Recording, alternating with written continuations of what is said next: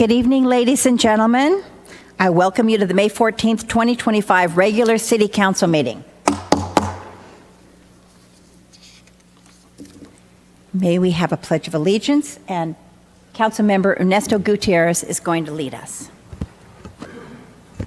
Ready? Begin. I pledge allegiance to the flag of the United States of America and to the republic of which it stands, one nation, under God, indivisible, with liberty and justice for all. Please remain standing, and Councilmember Gregory will be doing the invocation. Thank you, Mayor. We live in interesting times. While enjoying relative stability, we consistently hear about large-scale shifts in ideology and administrative focus, which for many has caused daily life to be filled with uncertainty and fear. Many face attacks on basic human rights and freedoms, while others are concerned with the erosion of ethics, fairness, and human compassion. We are beginning to see the results of these shifts as cuts cripple local programs and organizations that provide a safety net for those most needy. Let this be our call to action, to be our best, to speak up, stand firm, and stay strong on our common core principles. Let these principles be our solid foundation, moving forward together even amidst these challenges. And let us hold firmly onto the fundamental values that unite us and guide our decisions as we serve the city and its people, moving Cathedral City forward with commitment, pride, and excellence. Thank you. Thank you very much. You may be seated. City Clerk, will we please have roll call? Councilmember Lamb. Councilmember Gutierrez. Here? Mayor Pro Tem Gregory. Here. Mayor Ross. I'm here. And Councilmember Carnevale is absent. Do we have a motion to excuse? I'm making the motion, yes. Second. Second by, It was at the same time. it was Mayor Pro Tem Gregory. Okay, gotcha. And we'll go ahead and do a roll call vote. Of course. Councilmember Lamb. Councilmember Gutierrez. Yes. Mayor Pro Tem Gregory. Yes. Mayor Ross. Yes. Motion carries. Thank you. Thank you so much. City Manager, are there any changes to the agenda? Thank you so much. So our first item is a special presentation, a PERMA award. Gabriel, is it Miter?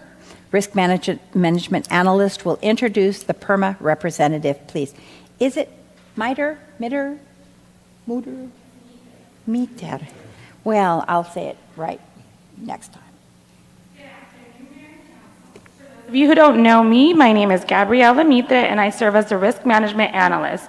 This is a relatively new role for the city, and I've had both the opportunity and the challenge of helping build our risk program. I'd like to take a moment to recognize a key partner in our ongoing efforts to build a safer and more resilient Cathedral City, both within our organization and in the community. The public entity Risk Management Authority, also known as PERMA, is our provider for liability and workers' compensation coverage.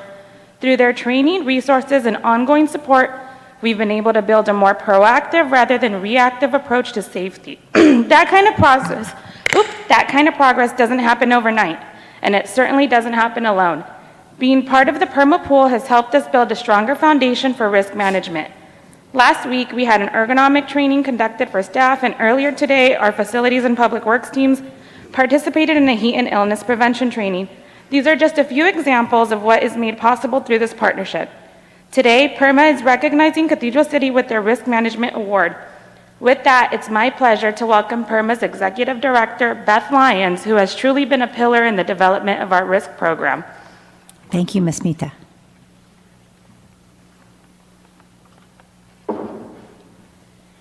Good evening, Mayor, council members, Good city evening. staff, community members. What a lovely introduction Gabby did. Thank you, Gabby, very much. As she mentioned, I'm Beth Lyons. I'm the Executive Director for PERMA, and PERMA is a risk-sharing pool with 32 cities and special districts, primarily in Southern California. These public entities, as Gabby mentioned, pooled together to help pay for each other's losses. I mentioned earlier, or I listened earlier when you talked about how things are starting to cripple local agencies. and claims and lawsuits are definitely one of those places. So tonight, it's my honor to present the city with an Outstanding Achievement Award in reducing the cost of risk. This recognition is not given lightly. It is reserved for agencies that demonstrate an ongoing and proactive commitment to risk control and risk management. And risk management's not just about responding to challenges. It is also about anticipating them, mitigating them, and ensuring that the members are protected from unnecessary financial exposure. The city demonstrated exceptional leadership in contractual risk transfer by implementing insurance requirements in its encroachment permit process that were thoughtful and deliberative. Those encroachment permits insurance requirements not only safeguarded your city's resources, but also saved the other 31 PERMA pool members from a multi-million-dollar loss. Through a meticulous process, and again, thoughtful analysis, your city strengthened its financial resilience while ensuring that development projects still have the ability to move forward. So this is no small achievement, and it speaks volumes about your city's commitment to responsible governance. I would especially like to thank all of your city staff members that are directly involved in risk management.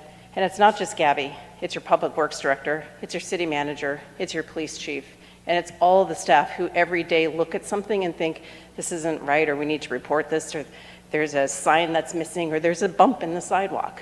All of those things are critical to protecting your agency.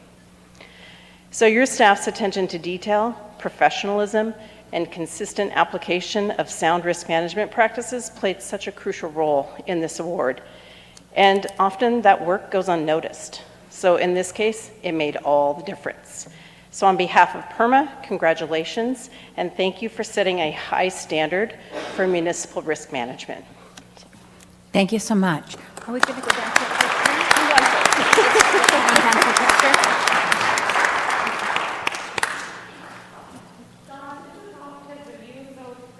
Yeah. Yeah, John gets the drill.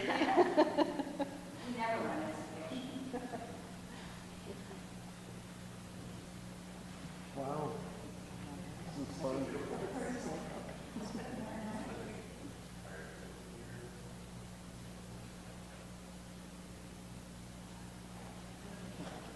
Thank you. We have a nice box for it.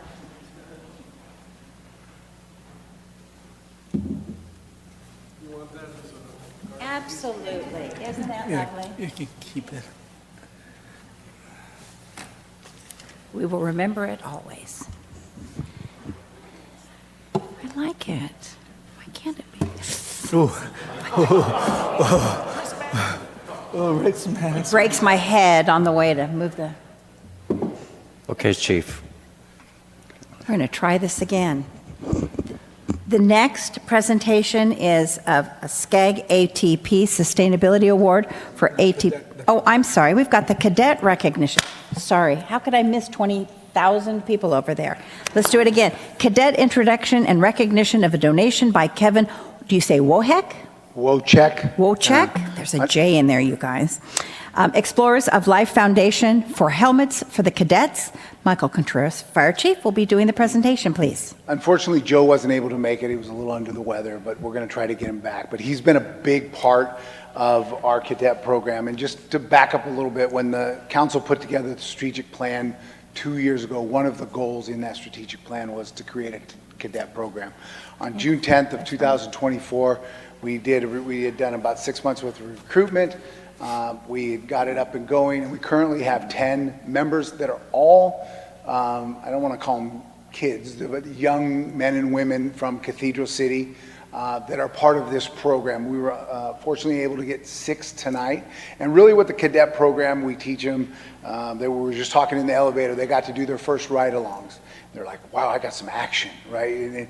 And we tell them that, yes, we do get a lot of action, but we kind of don't want to have action because action usually means bad stuff. So they're very enthusiastic. We go through, teach them about fire science, fire dynamics, exercise, PT, all the things it takes to go on a journey and a career in the fire service. We have some that want to be firefighters. We actually have others that want to be in the healthcare system, nursing, different types of things like that. So it's a great exposure. And I had talked to one, and one even said, well, I think I might go fire now, right? So by exposing the young men and women to what we have to offer, it's not only giving them some life skills, it's giving them exposure to what's out there, but probably most importantly, it's giving them a career path. It's giving them an opportunity to look at something that maybe they wouldn't have seen before, and say, that's an option for me. And so that's probably the best part, not only from the council standpoint, but as a fire chief, you know, I'm not gonna be around forever, and we're building that next generation. That's what we all owe it to, is to get that next generation. So what I've asked them each to do, they're gonna come up, they're gonna introduce themselves, tell you a little something, but, because I want you to put a name to a face to a journey. So with that, I'll bring them on up. Come on.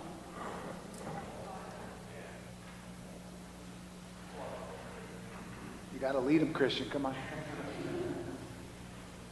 Go ahead.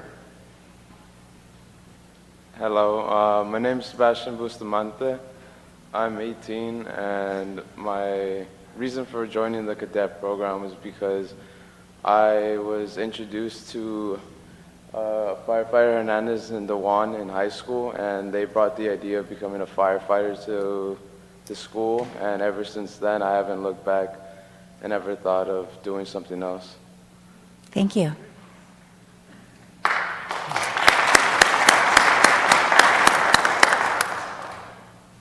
Hello, my name is Joel Campos Lopez.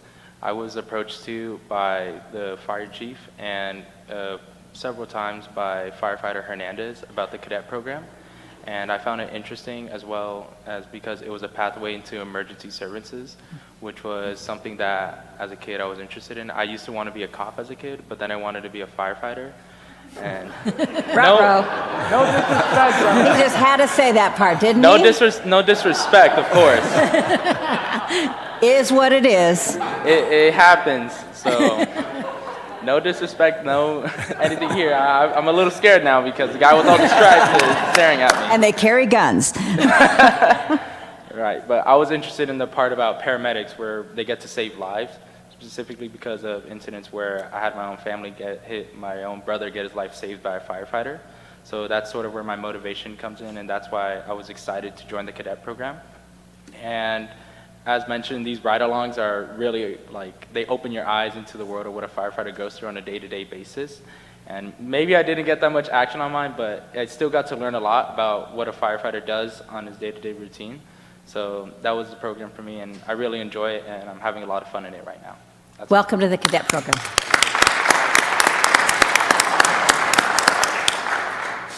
Hi, my name is Isaac David Franz. I was introduced to the cadet program through school. I snuck into a presentation only meant for seniors, and I was the only junior there. Dewan de la Torre and Firefighter Hernandez were there giving a presentation. When I was in the program, initially I was a little bit scared, a little bit nervous, and not confident. And then the chief came in, and I got this feeling of sensation, like this is the right path for me. Originally, I wanted to go into the military, but I didn't want to take any lives. So instead, I thought, hey, you know what? I want to save lives. And the city has offered me a lot of different things. I've been exposed to many parts, and I could just say it's a beautiful city. I wouldn't want to be anywhere else, and I do want to be a firefighter, paramedic when I grow up and be a part of these guys and the chief, and if that's possible for me, and I would never look back. Welcome to the cadet program.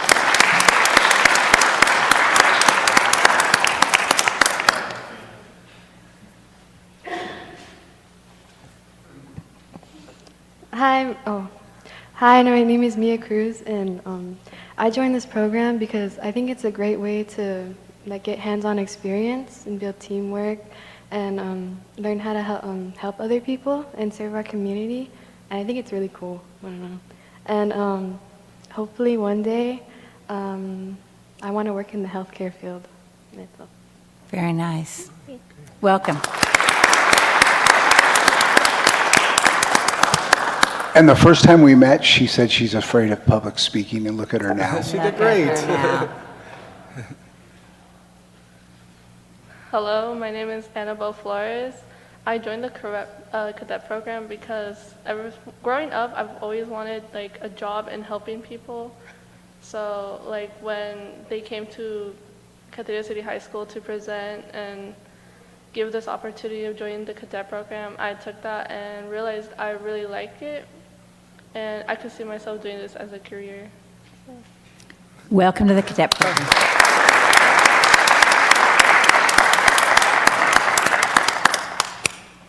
Hello, my name is Kyler Lerma. I am a student at Cathedral City High School. And I originally found out about the program through a presentation given at my high school.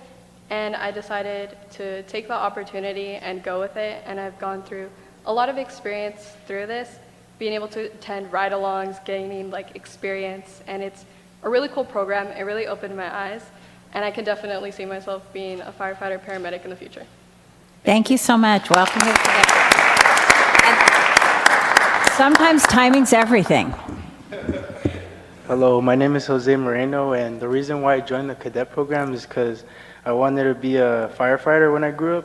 And I love this program because it's the right way to get there, and it makes me put my feet in the water.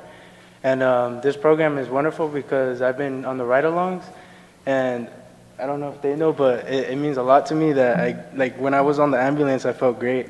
I felt like maybe in the future that could be me. And yeah, I love this program. Thank you so much. And thank you to all of you. And when you leave here today, you remember that your city council supports and really is proud of what you're doing.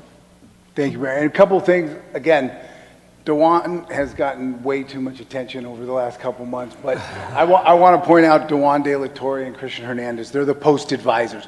They're the ones that give up their Saturdays, give up their nights, that are in contact with the cadets, set everything up. And without their commitment, and again, DeJuan was here a few months when I got here. I was able to hire Christian, and this is really, as a fire chief, getting those hometown kids, the people that grew up in Cathedral City, and then now they're able to get back and they're building the next generation. And then the final thing, I know I've probably already taken too much, but Rosemarie, I saw you walk in. Where are you at?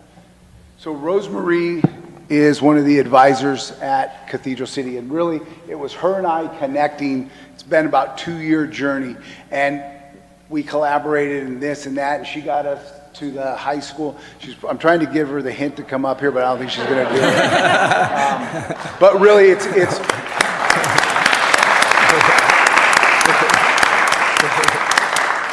the tireless effort of our educators to put us in positions to have access to these kids and make that difference. So I just wanted to recognize her and say thank you for all. She says she's going to retire, but I don't think she is. I love it. But so I just wanted to, if you want to say something. I just want to say thank you, and I want to just talk to them and say, I am so very, very proud of you. This is wonderful. When we first started this, Chief came in and he had the idea, and we just brought the kids, and it just worked out better than I could have imagined. So thank you so much for everything. I'm very proud of you guys.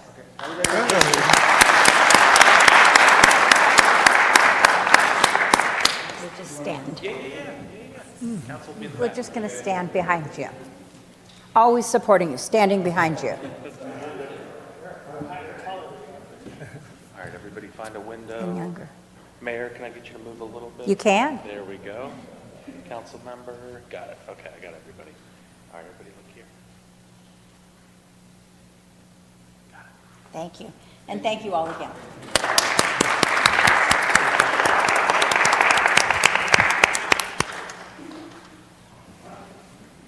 So I mean it this time over the presentation of the SCAG ATP Sustainability Award for ATP Cycle 5 Downtown Connectors to City Council. Andrew Lee, Assistant Engineer, will be doing the presentation.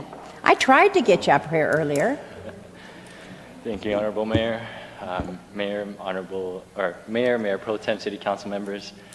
Tonight I'll be presenting the SCAG Sustainability Award. So SCAG was founded in 1965. And SCAG is the Southern California Association of Governments, which is a joint powers authority. They were established as a council of governments and a metropolitan planning organization. They encompass 6 counties, including Riverside County, and they develop long-range regional transportation plans. SCAG presents the SCAG Sustainability Awards to promote and recognize projects that contribute to the region's goals of improving mobility, health, safety, sustainability, and prosperity. On May 1st, the City of Cathedral City received an honorable mention for the SCAG Sustainability Award in the Active, Healthy, and Safe category for the Active Transportation Cycle 5 Downtown Cathedral City Connectors Project. This project included 3 segments: the Cathedral Canyon Drive Sidewalks and Multi-Use Trail, Day Palm Drive Expansion, and the East Palm Canyon Bicycle Lanes projects. The Downtown Cathedral City Connectors Project brought much-needed quality of life improvements for the residents. This achievement would not have been possible without the partnership of the Coachella Valley Association of Governments and the Riverside Transportation Commission, the collaboration with residents and stakeholders from Cathedral City and the Agua Caliente Band of Cahuilla Indians, and last but not least, the vetting and the decision-making by the City Council. The city successfully designed and built more than 3.5 miles of bike lanes, 1.5 miles of sidewalks and multi-use trail, and a high-intensity activated crosswalk. And so with that, I will present this honorable mention award to the City Council. Thank you very much. Yeah, let's come down. And I'll brag on him because he didn't do it on himself, but Andrew was the project manager on that project and did a great job managing it. So thank you, Andrew.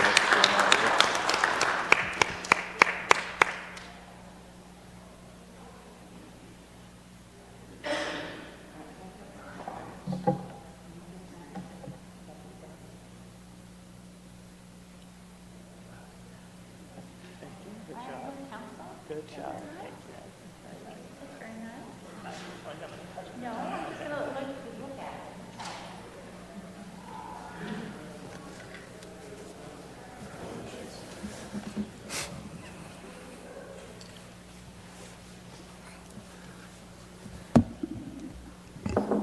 Election started.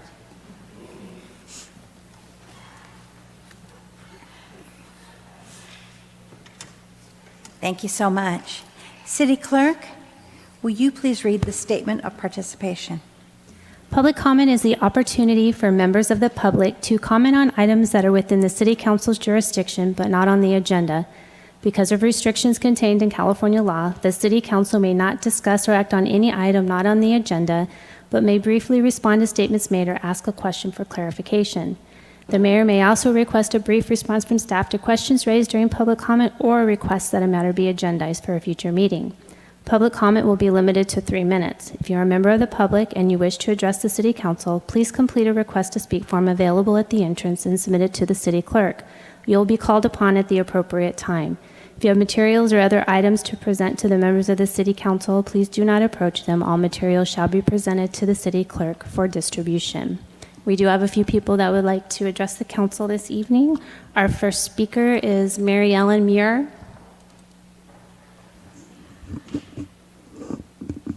Good afternoon, Monsieur. Good evening, Mayor and council members. I'm going to make this very brief because I know you have a long evening ahead of you, and we're glad that we're here for the presentations. So congratulations on those.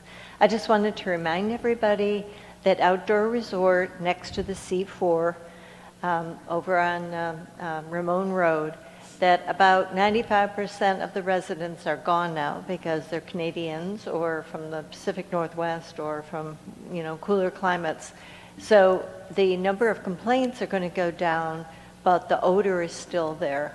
So we were in the last meeting, so I know that you have steps to measure this. I wish that you had been able to measure it when there was a lot of data provided by us that seems to have gone by the wayside.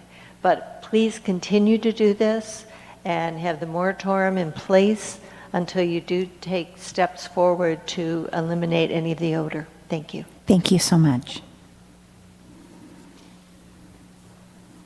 Do we have other speakers? We do. Alan Cavallo. Good evening, Mr. Carvalho. Good afternoon. I understand that the mic wasn't working for the first couple of sentences, so I've come back. Yesterday, you all celebrated the state of the city, but I can assure you the state of this city isn't quite as rosy as you thought. I'll tell you that I am concerned and disappointed in the state of this city. And here are the reasons, starting with Mr. Ernesto. Wow, did you actually lie to the voters when you stated on the local news that you paved back alley costing the taxpayers $124,000 was not motivated to increase the value of your property you said you were not selling? Well, you sold it. Are you, Mr. Ernesto, going to allow the lawsuits pending to be paid for by the taxpayers? Are you willing to be accountable for not actually living in the district, but actually living in your girlfriend's in another district? And then, to top it all off, did you really go to your friend Corwin de Villas, who was demoted from sergeant to officer in late 2023? Did you actually go to the police department to do your research, asking him to do your research? The department who you had no respect for, leading the police union to post a billboard against electing you for this office.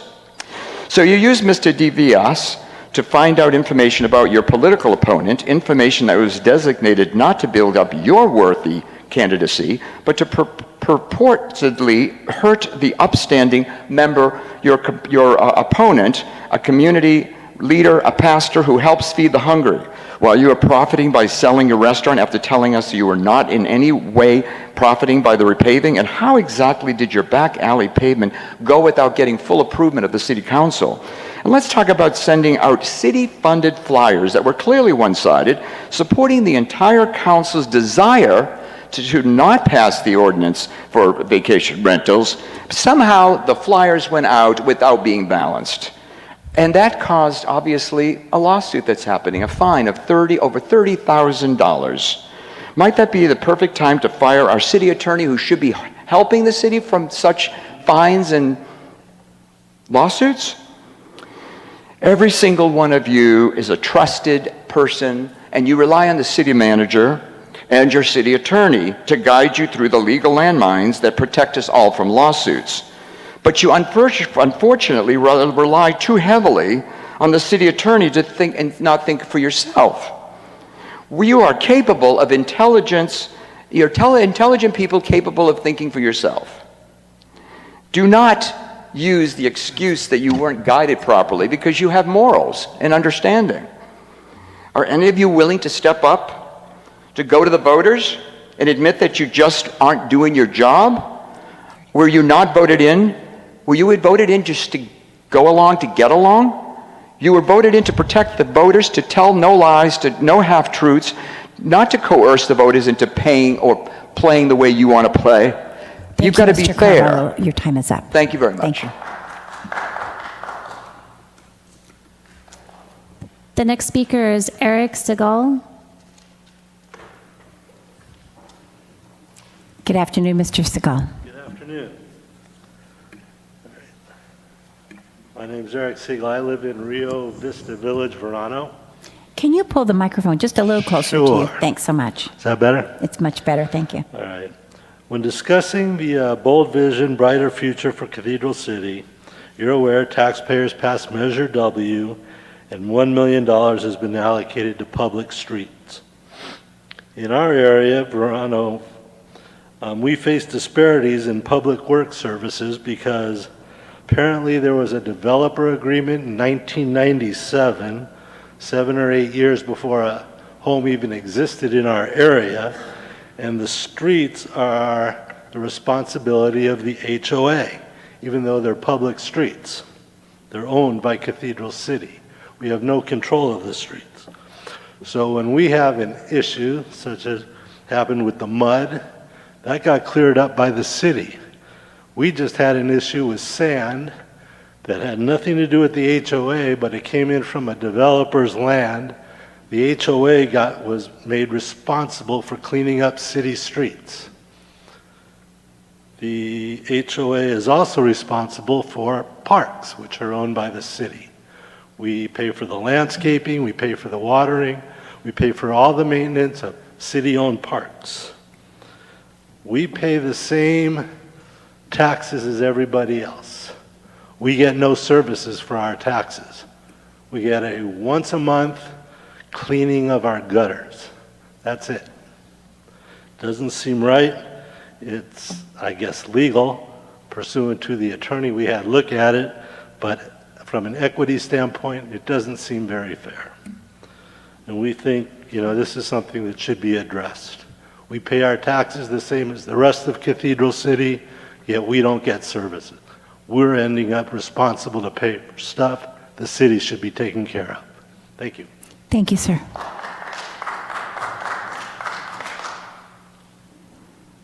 The next speaker is Mr. Hayes.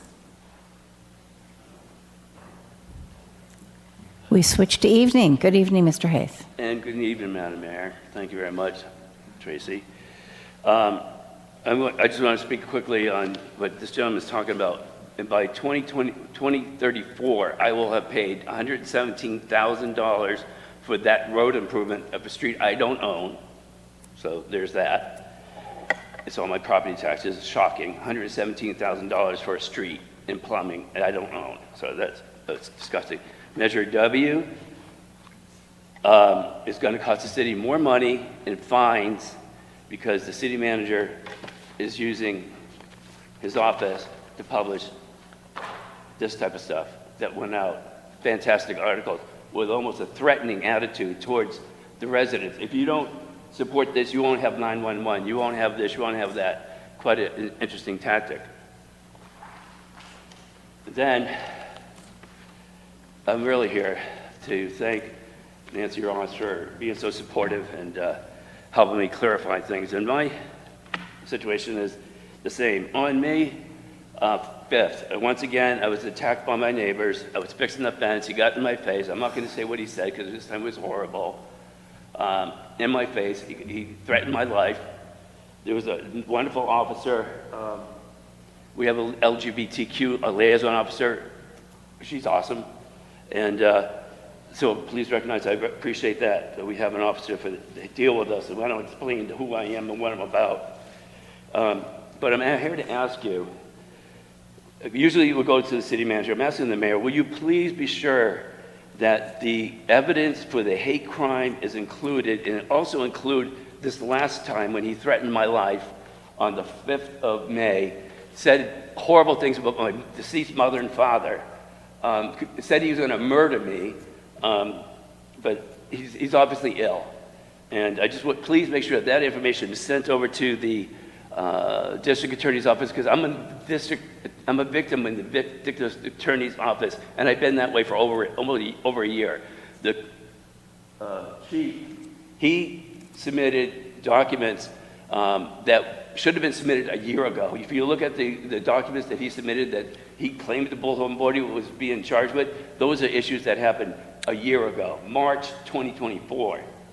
Okay, so the new process, the new charges against the Colemans needs teeth. We need to get this type of reporting to the district attorney's office, or else it's going away. And they said that you can include the videos and recordings of the actual hate crime. The hate crime that you all know about, that they were saying that, I can't even repeat the things they said. They were homophobic things. You know what they said. You heard them yourselves. So please, please, please, give this case some teeth. And I appreciate it. Thank you, Mayor, for what you've done. Thank you for your time. The next speaker is Scott Robinson.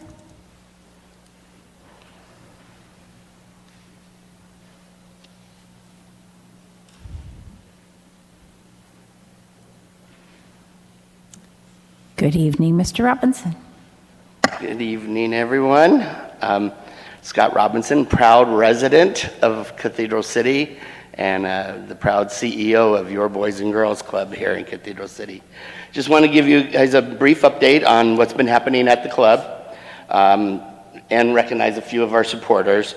Last month we sent out an impact report. We've really come a long way, and this has a lot of wonderful information that was shared out to hopefully everyone. And if you didn't get one, I have some here to share with you. I'll give them to Tracy because I'm not allowed to get close to you. But some of the stuff it talks about is we have 600 members annually. We have 1,600 youth that we reach out to through our outreach activities in the community.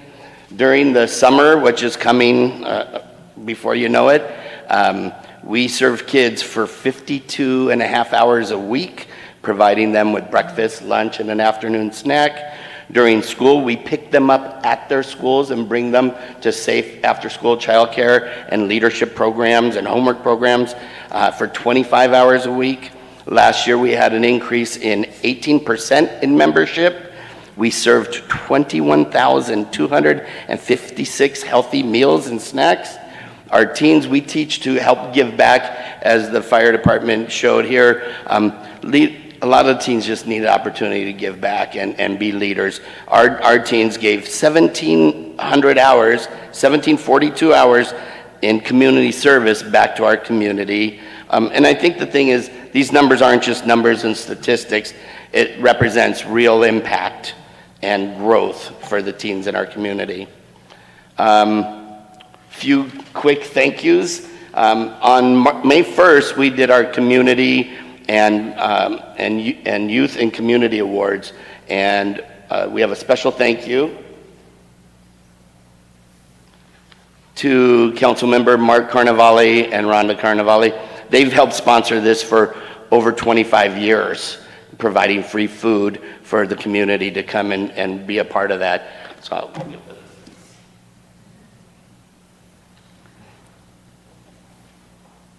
then we also have, from our Meatball Festival, we had sponsors that we want to thank from our city of Cathedral City. Nancy Ross, thank you. Council Member Rita Lamb as a sponsor, thank you. And our city manager's office, Charlie McClendon, thank you. And I got 17 seconds to give out the biggest award. People's Choice, well deserved. Charlie, congratulations.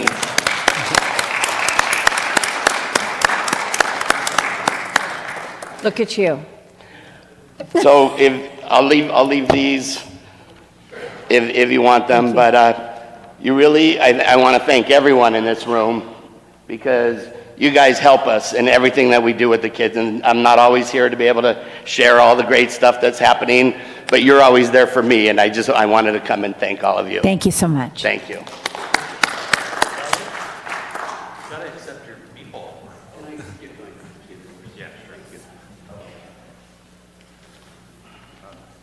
I'll stand here with it.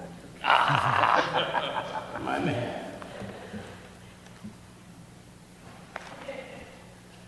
Thank you. Thank you.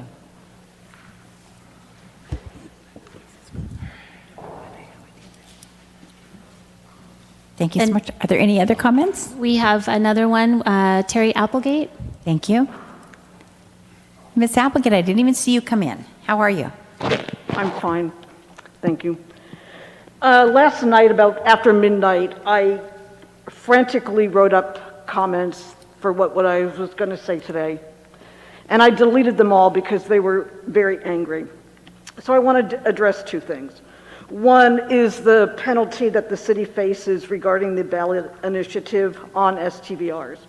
When I read that mailer a couple years ago, I immediately thought it was a campaign violation. It was a poor piece of advice by the city attorney, Eric Vale. But who's paying for it? We are.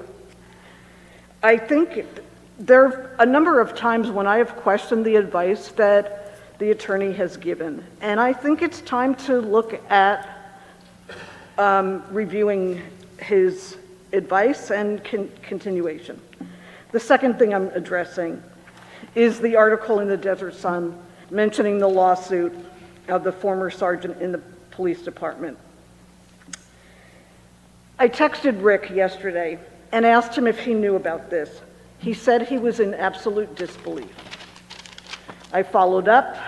Did the Desert Sun ask you for a comment? He said no. I think the city should launch an investigation. The sergeant was demoted, but what consequences does Councilman Gutierrez face? This erodes trust in our council, and people that have worked and volunteered for the city may reconsider. So again, I think that how much was paid by the mailer and who paid it? I think a lot of questions need to be answered. Bold vision, brighter future, not if these actions are allowed to continue. Thank you. Thank you, Ms. Applegate. I don't have any other request to speak forms, but if you are a member of the public and you wish to provide public comment at this time, please raise your hand.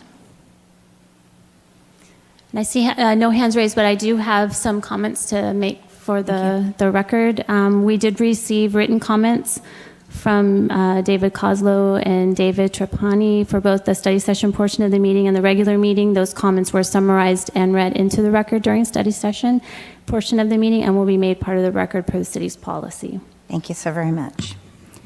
Next up for your excitement are council comments. I'm going to start right here. Well, thank you, Mayor.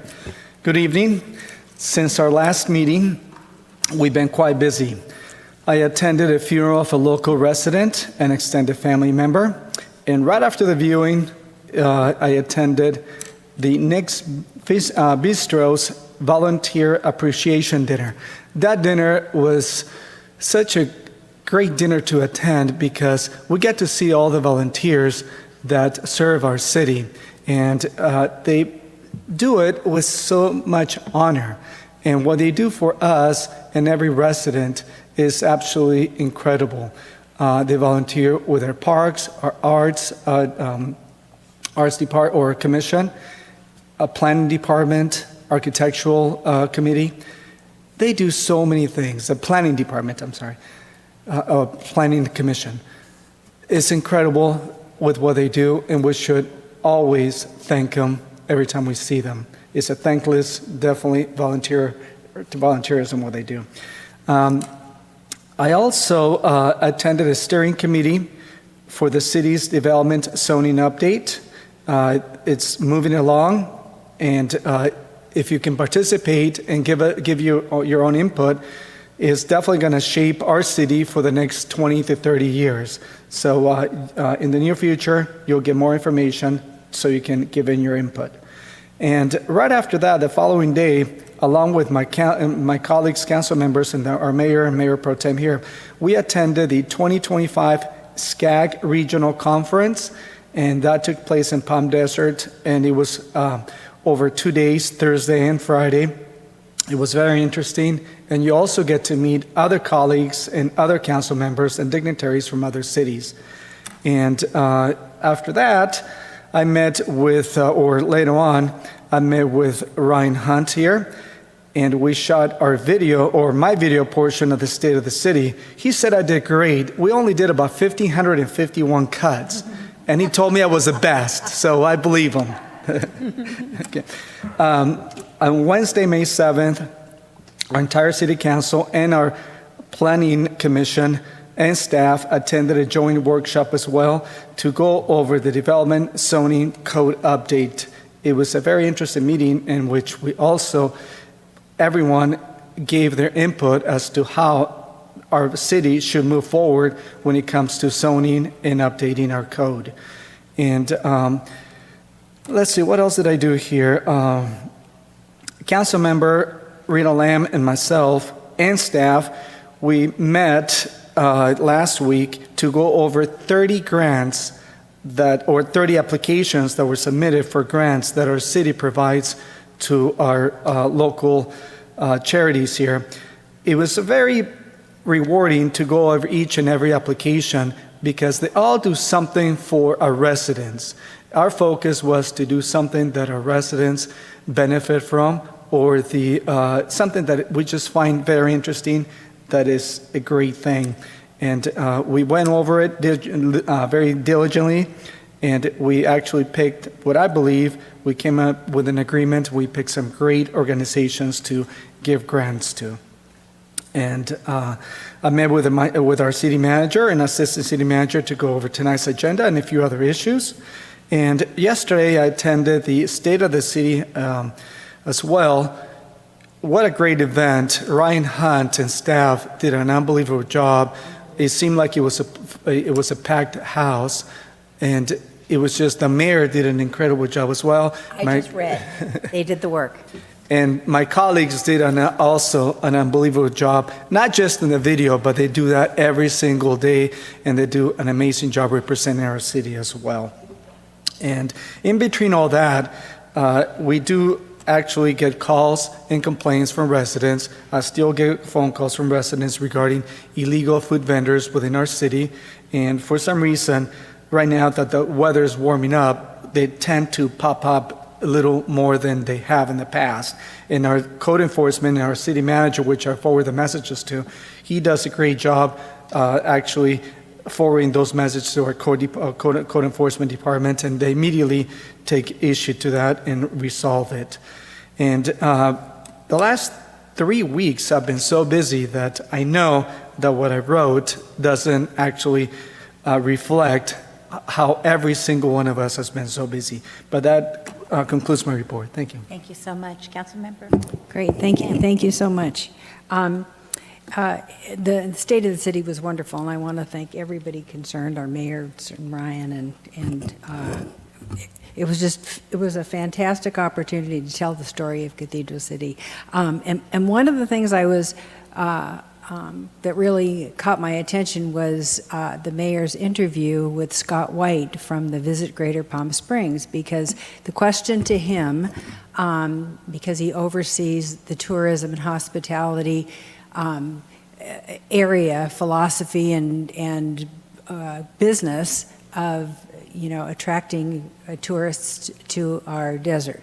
So the question was, what are some things that we need to look at? And he talked about sustainability, that, years ago when I first moved here, it was a, winter resort only, and nobody was here 6 months out of the year. And now it's year round. So the cities really have a responsibility to look at ways that we can make this comfortable for tourists to come here, have an experience that they wouldn't have anywhere else except in the desert, and make it comfortable. And so it's trees and urban, that urban revitalization based on shade. So anyway, I thought that was absolutely brilliant. And you mentioned the SCAG conference, the Southern California Association of Governments, and I had an opportunity to go one of their breakout workshops, and they were talking about ways that they can reduce the temperature in their cities by using this emollient on asphalt, and it's not asphalt anymore, it's something else, and rather than absorbing the heat, it reflects it. And the second thing was about safety, and they had all these examples of these fabulously painted crosswalks, and they particularly used them around elementary schools and all the schools in their particular area. And I think they mentioned, I have it written down in my notes, I think it was Long Beach that has launched this effort to really increase the pedestrian safety, and we certainly just had a conversation about that just with the speed, the traffic speed, throughout their desert. So it's all really coming together. Anyway, I find this fascinating and wonderful information. The third thing is, as all cities do, we represent the city, Cathedral City, in a variety of different commissions and conservancies throughout the desert, and I am the vice chair of the Coachella Valley Mountains Conservancy. And just this morning, they had at UC Riverside here on Cook Street, which I attended, they had their climate resilience symposium. And as a conservancy, they had a grant to work on climate resiliency strategies and native plants throughout our community. So unbeknownst to me, I'm becoming an expert in climate resilience and strategies. But it really is wonderful that the cities are making this commitment to move forward with this, because we are a year-round playground and we want to make it comfortable. So anyway, it's wonderful. And as far as the Mountains Conservancy, this is their very first year of their brochure that really talks about all the grants that the Conservancy of just 4 personnel. They oversee all the grants and do amazing work throughout our entire Coachella Valley. So that was wonderful. I had an opportunity to participate in interviews for openings on the Historical Preservation Committee. We had 2 wonderful candidates for one position, and so I hope the candidate who is not selected comes back to offer their time and services and input for another committee at the time in the future, because they were both really wonderful residents of Cathedral City who showed an active interest in participating. Chief Crum did a phenomenal job along with Charlie McClendon at our LGBT plus town hall, really to help residents find out where we are in terms of how to make our community safer. And Chief Crum, my hats are off to you because you really did a fabulous job in addressing the concerns of our residents. Thank you. The Desert Recreation District, Kevin Kalman, who's the CEO, is retiring, but he can't be talked out of it, so that's the way that is. And we'll miss him because he's done a wonderful job. And the Desert Recreation District has their new brochure that has 3 pages all about the summer swim program right here using the Cathedral City Pool. So we're looking forward to all that. I did attend, along with Mayor Ross, a town hall. It was facilitated by Congressman Raul Ruiz. It was at Rancho Mirage High School, but it was addressing some of the concerns with the federal government trickling down to states and counties and ultimately municipalities. So this was the 4th of 4 different town halls, and I really want to thank his staff for bringing that information to our community. That was wonderful. The Cathedral City High School Band, I just received a notice that they are going to be participating, I think it's the 20th, May 20th, right here in our amphitheater at 7 p.m., and they do an outstanding job. The music conductor for that is Matt Howe. He's done an amazing job with these students, and so this is an opportunity for them to, show off what they've learned all year long. So please take advantage of that. And the last thing is Scott and Kara Robinson from the Boys and Girls Club. They're my neighbors, but also they are they are just unbelievable. They have just made the Boys and Girls Club come alive. And I just happened to bring, he showed it, but I happened to bring it with me because I received it in the mail, and it's their impact report, and it talks about all the many things they do, and it talk about providing leadership and outreach opportunities for these students. This is a note prepared by Leo, who is their student of the year, and thanking all the community for their support and talking about the many new things that are happening at the Boys and Girls Club, including the Meisner and Carrillo Innovation Lab. So if you have a chance and you're looking for something wonderful to see, go to the Boys and Girls Club and see what's happening there. So it's absolutely wonderful. That's my report. Thank you very much. You sound like a busy beaver this month. Mayor Pro Tem? Thank you, Mayor. It sounds like everyone has been busy. When I was thinking about having to write this out, I was like, oh, only a few things have happened since our last meeting, and then I realized, oh, those were special meetings. It's been a while since we had a regular meeting way back on April 23rd. So as already been mentioned, right after that, we did have the volunteer appreciation dinner at Nick's Bistro along with my colleagues. It was good to have a chance to thank especially our volunteer committee members and commissioners. That was primarily who was there, and our city manager did a very nice job of recognizing them, and I don't think they often get recognition, but we very much do appreciate all that they do for the city. And then since our last meeting, 3 times I've met representing the City of Cathedral City, the Coachella Valley, and our region at the Riverside County Transportation Commission, where I am the vice chair.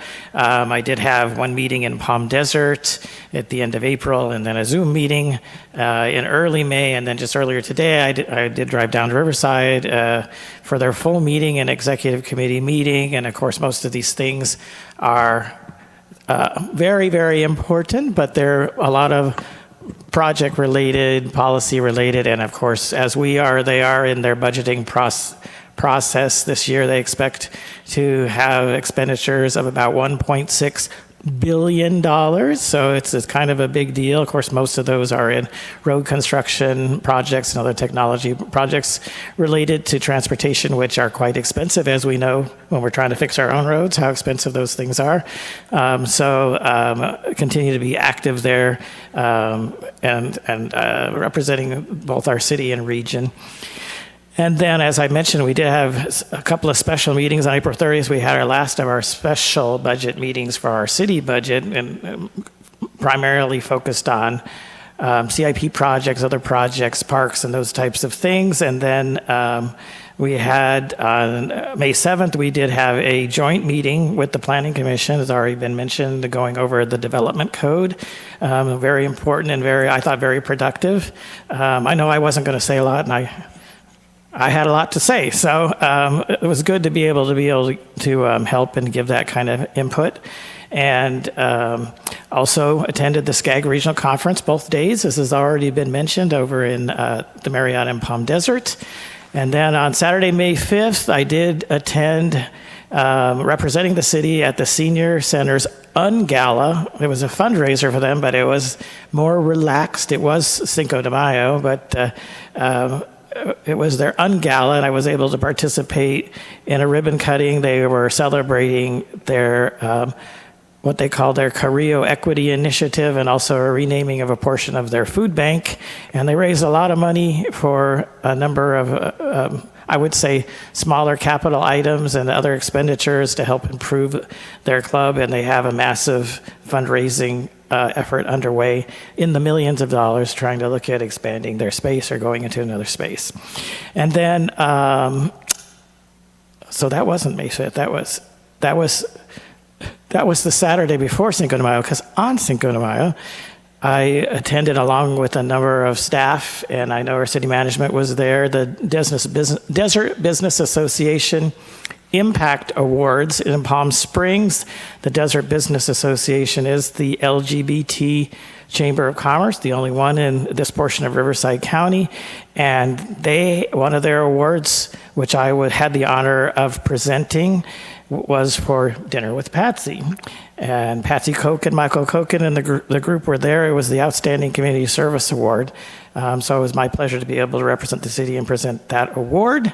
I did finally have my opportunity, along with the city manager, that week to get a little sneak peek at the Esperanza Park with a little tour. And if you haven't heard, that grand opening is coming up. I believe it's on the 22nd at 9 a.m. at the Esperanza Park over in Dream Homes.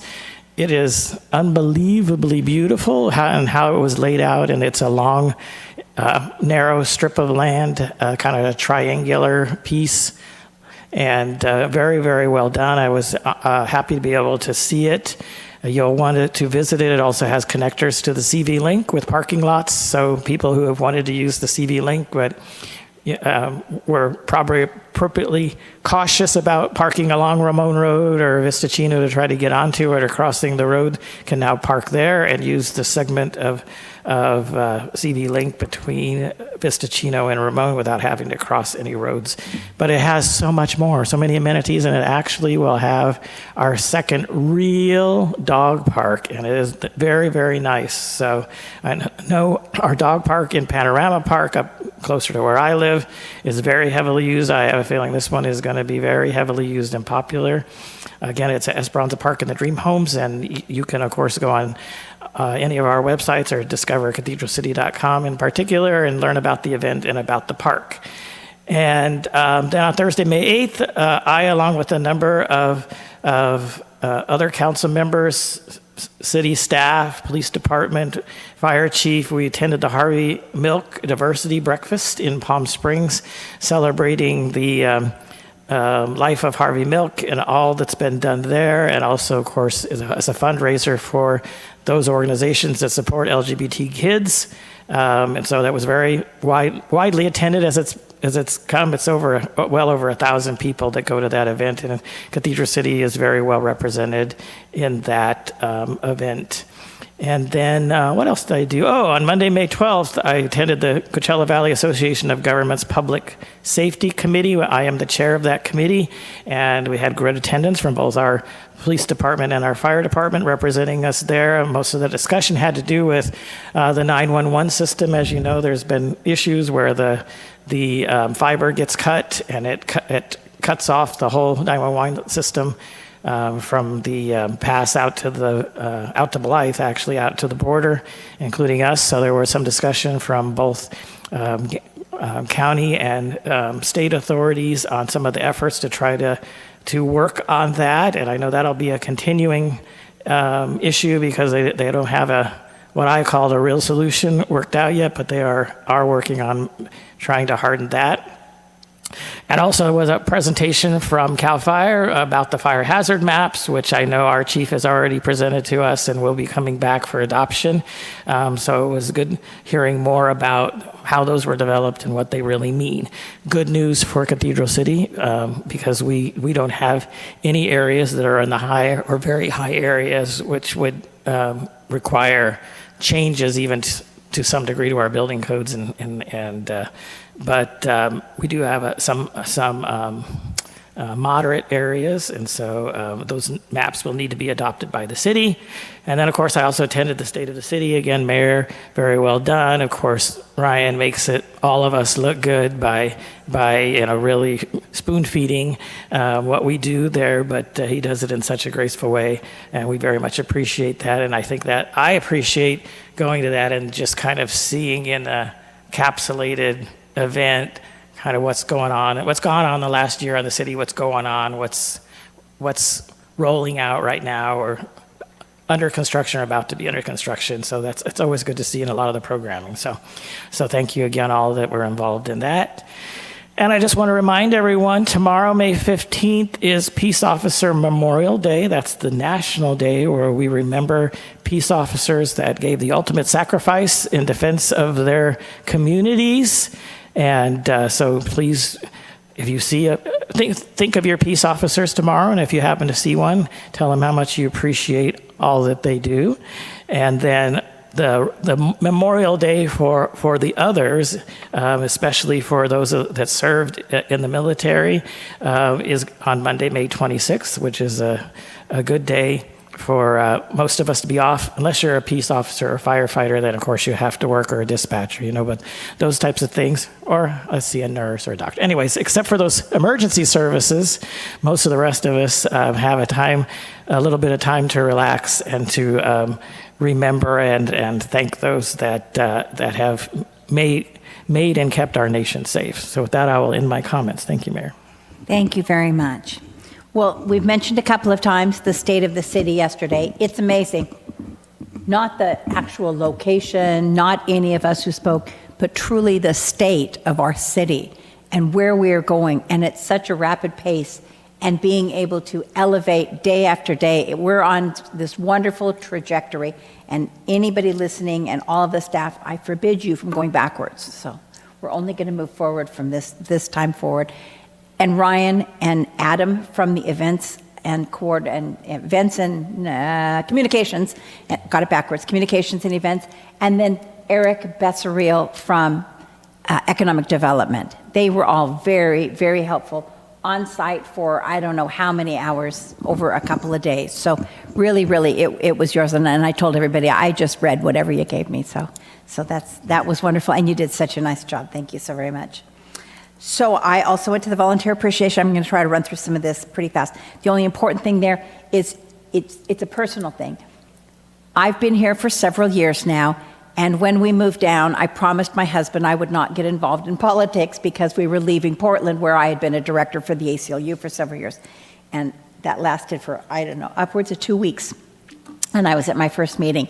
And so he's not a huge participant, but all of a sudden this year, he's coming with me to events, and he says, so what's going on this week? And it's taken a bit, but I think I'm bringing him around. So happy to be here, and I don't think we're going anywhere. We had the budget meeting that was brought up. We had the SCAG conference that was brought up. I celebrated Cinco de Mayo with a group of friends on the 5th, so I'm sorry I missed other events.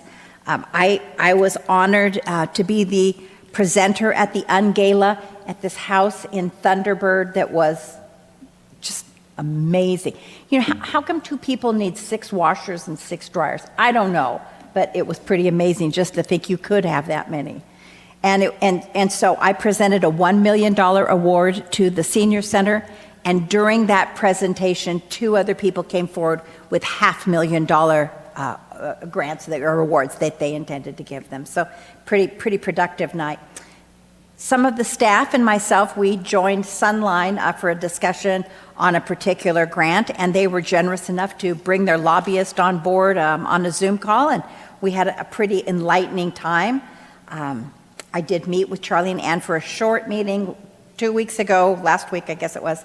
I had 4 meetings with residents for coffee and 3 meetings in my office. We're hip-hopping all the time. Councilmember Lamb spoke of the Ruiz event. I thought the highlight of the event was the surprise guest, who was Hakeem Jeffries, and I kind of have a little crush on him, so that worked out pretty well. And then let me see. Oh, so then I also represent you at the Energy and Environment Commission, which is a CVAG commission. And there was an interesting thing that I wanted to share with you. There's a real push right now from the state to remove all gas appliances in homes and take them to electric. And I am opposed to this very strongly and quite verbally for 2 reasons. One, you know, in many disadvantaged areas, you can't just go out and buy new appliances. I mean, appliances are super expensive. I think my refrigerator was $2,000 or $3,000 just for a refrigerator. So I was opposed to that. But probably even more or equally important to that is we don't have an abundance of electricity in the area. When new apartment complexes want to go up or new grand things are going to be, they have to ask a long time in advance to the electric company for the electric company to be able to say, okay, we've figured it out, we'll have enough for your project. So for those 2 reasons, I stood in opposition, and I continue to right now. I also went to Harvey Milk. My kids came for Mother's Day, so that was pretty cool. We went up the tram and had a good day. Yesterday, I was at the mosquito and vector control, and we have a lot going on right now. It's kind of the season, and so we're gearing up for all those little mongers that come after us, and we have plans to kill them all. So we'll just see. We'll see how that goes. And I am not going to burden any more on you. I'm going to leave it at that. Thank you very much. So I was so clever. I buried my agenda. Here it is. I thought I was so smart. There it is. So with that being said, we are at the consent agenda. City Clerk, will you please read the consent agenda to us? Thank you, Mayor. Item number 3A is to waive full reading of ordinances on the agenda. Item number 3B is to approve the April 23rd, 2025 study session and regular City Council meeting minutes and the April 30th, 2025 special City Council meeting minutes. Item number 3C is the check demand for April of 2025. Item number 3D is to adopt a resolution of the Cathedral City Community Facilities District, number 2000-1, which is Rio Vista Village, establishing the annual special tax for fiscal year 2025 and 2026. Item number 3E is to approve a professional services agreement with BCR Consulting LLC to prepare environmental documents for the Tropical Storm Hilary Vista Chino Pavement Reconstruction Project, City Project number C08685. Item number 3F is to approve a resolution to adopt the city's fiscal year 2025-26 capital improvement programs projects funded by Senate Bill 1, the Road Repair and Accountability Act of 2017. Item number 3G is to approve a 1-year extension to the current professional agreements for on-call engineering support services and authorize the city manager to execute all amendment documents for the following: Albert A. Webb Associates and GIS Surveyors, Inc., Inland Foundation Engineering, Inc., and Landmark Consultants, Inc., Adventech Consulting Engineers, Inc., Albert A. Webb Associates, and STC Traffic, Inc., and Christensen and Company. Item number 3H is the notice of completion for ATP Cycle 5, Cathedral Canyon Drive Sidewalk and Multi-Use Trail project. It's the C08505 and Date Palm Drive expansion, C08508. And that concludes the consent agenda. That was a mouthful. Thank you very much. Do we have any members of the public who wish to comment on any of those items? I do not have request to speak forms for any of these items on the consent agenda, but if you are a member of the public and you wish to provide public comment, please raise your hand. And I see no hands Thank you, raised. Council. Do you have any comments on that? Move approval. A second. All in favor? So we have a motion by Councilmember Gutierrez and a second by Councilmember Lamb. Please vote. Do you guys have a vote screen? No, I have the call to order screen, but nothing's on. Okay, well, we'll go ahead and do a roll call vote. Councilmember Gutierrez? Yes. Councilmember Lamb? Yes. Mayor Pro Tem Gregory? Yes. Mayor Ross? Yes. Thank you. And the motion carries all ayes. Thank you very much. So our next item is a legislative action, an award agreement for on-call engineering division support services. Thank you, Mayor. This is a sort of a companion item. You just did an extension to contracts that were in place for last year. This is a new request for proposals for other services in our engineering department that went through a competitive process. And we're happy to have Elizabeth Medina from our engineering department here to present this item to you. Thank you, City Manager. Good evening, Mayor, Mayor Pro Tem, members of the City Council. Tonight, I will present 10 professional service agreements for the Engineering Division on-call services for City Council approval and award. So since there are multiple service types and agreements to discuss, here's an agenda to show the organization of this presentation. So we'll start with some background information and then present the 4 services in which staff solicited proposals in 4 separate sections. So the Engineering Division uses a wide variety of on-call professional service consultants, such as the examples listed here. These professionals provide specialized services, often carrying specific licenses, and help reduce the need for in-house specialized personnel. The Engineering Division often uses 2 or 3-year professional service agreements for these on-call consultants. And at the end of this fiscal year, the agreements for on-call services for engineering city projects, state and federal projects, and the National Pollutant Discharge Elimination System all expire and require staff to solicit new proposals. And additionally, staff is proposing a new on-call consultant service for construction engineering services. And the Engineering Division often has multiple consultants for each on-call service. Having alternates provides flexibility if the primary consultant cannot take on an additional project. It also allows for competition when staff solicit proposals from these on-call consultants before assigning a task order. So staff followed the request for proposal process for each of these on-call services. So 4 separate RFPs were created and published on March 23rd of 2025. And these RFPs were advertised in the Desert Sun and on the city website. And consultants were given until April 16th of 2025 to submit their proposals. Each proposal package included a work proposal and a separated cost proposal that was sealed. Proposals were reviewed by a panel of 4 Public Works Department staff using state and federal guidelines.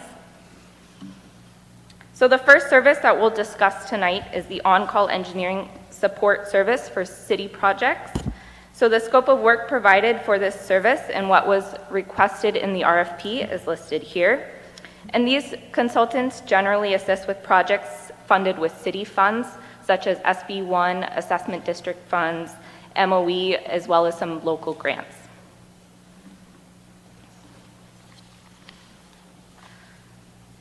So for on-call engineering support services for city projects, we received 7 proposals, and they're listed here in the order in which they were ranked by staff during evaluations.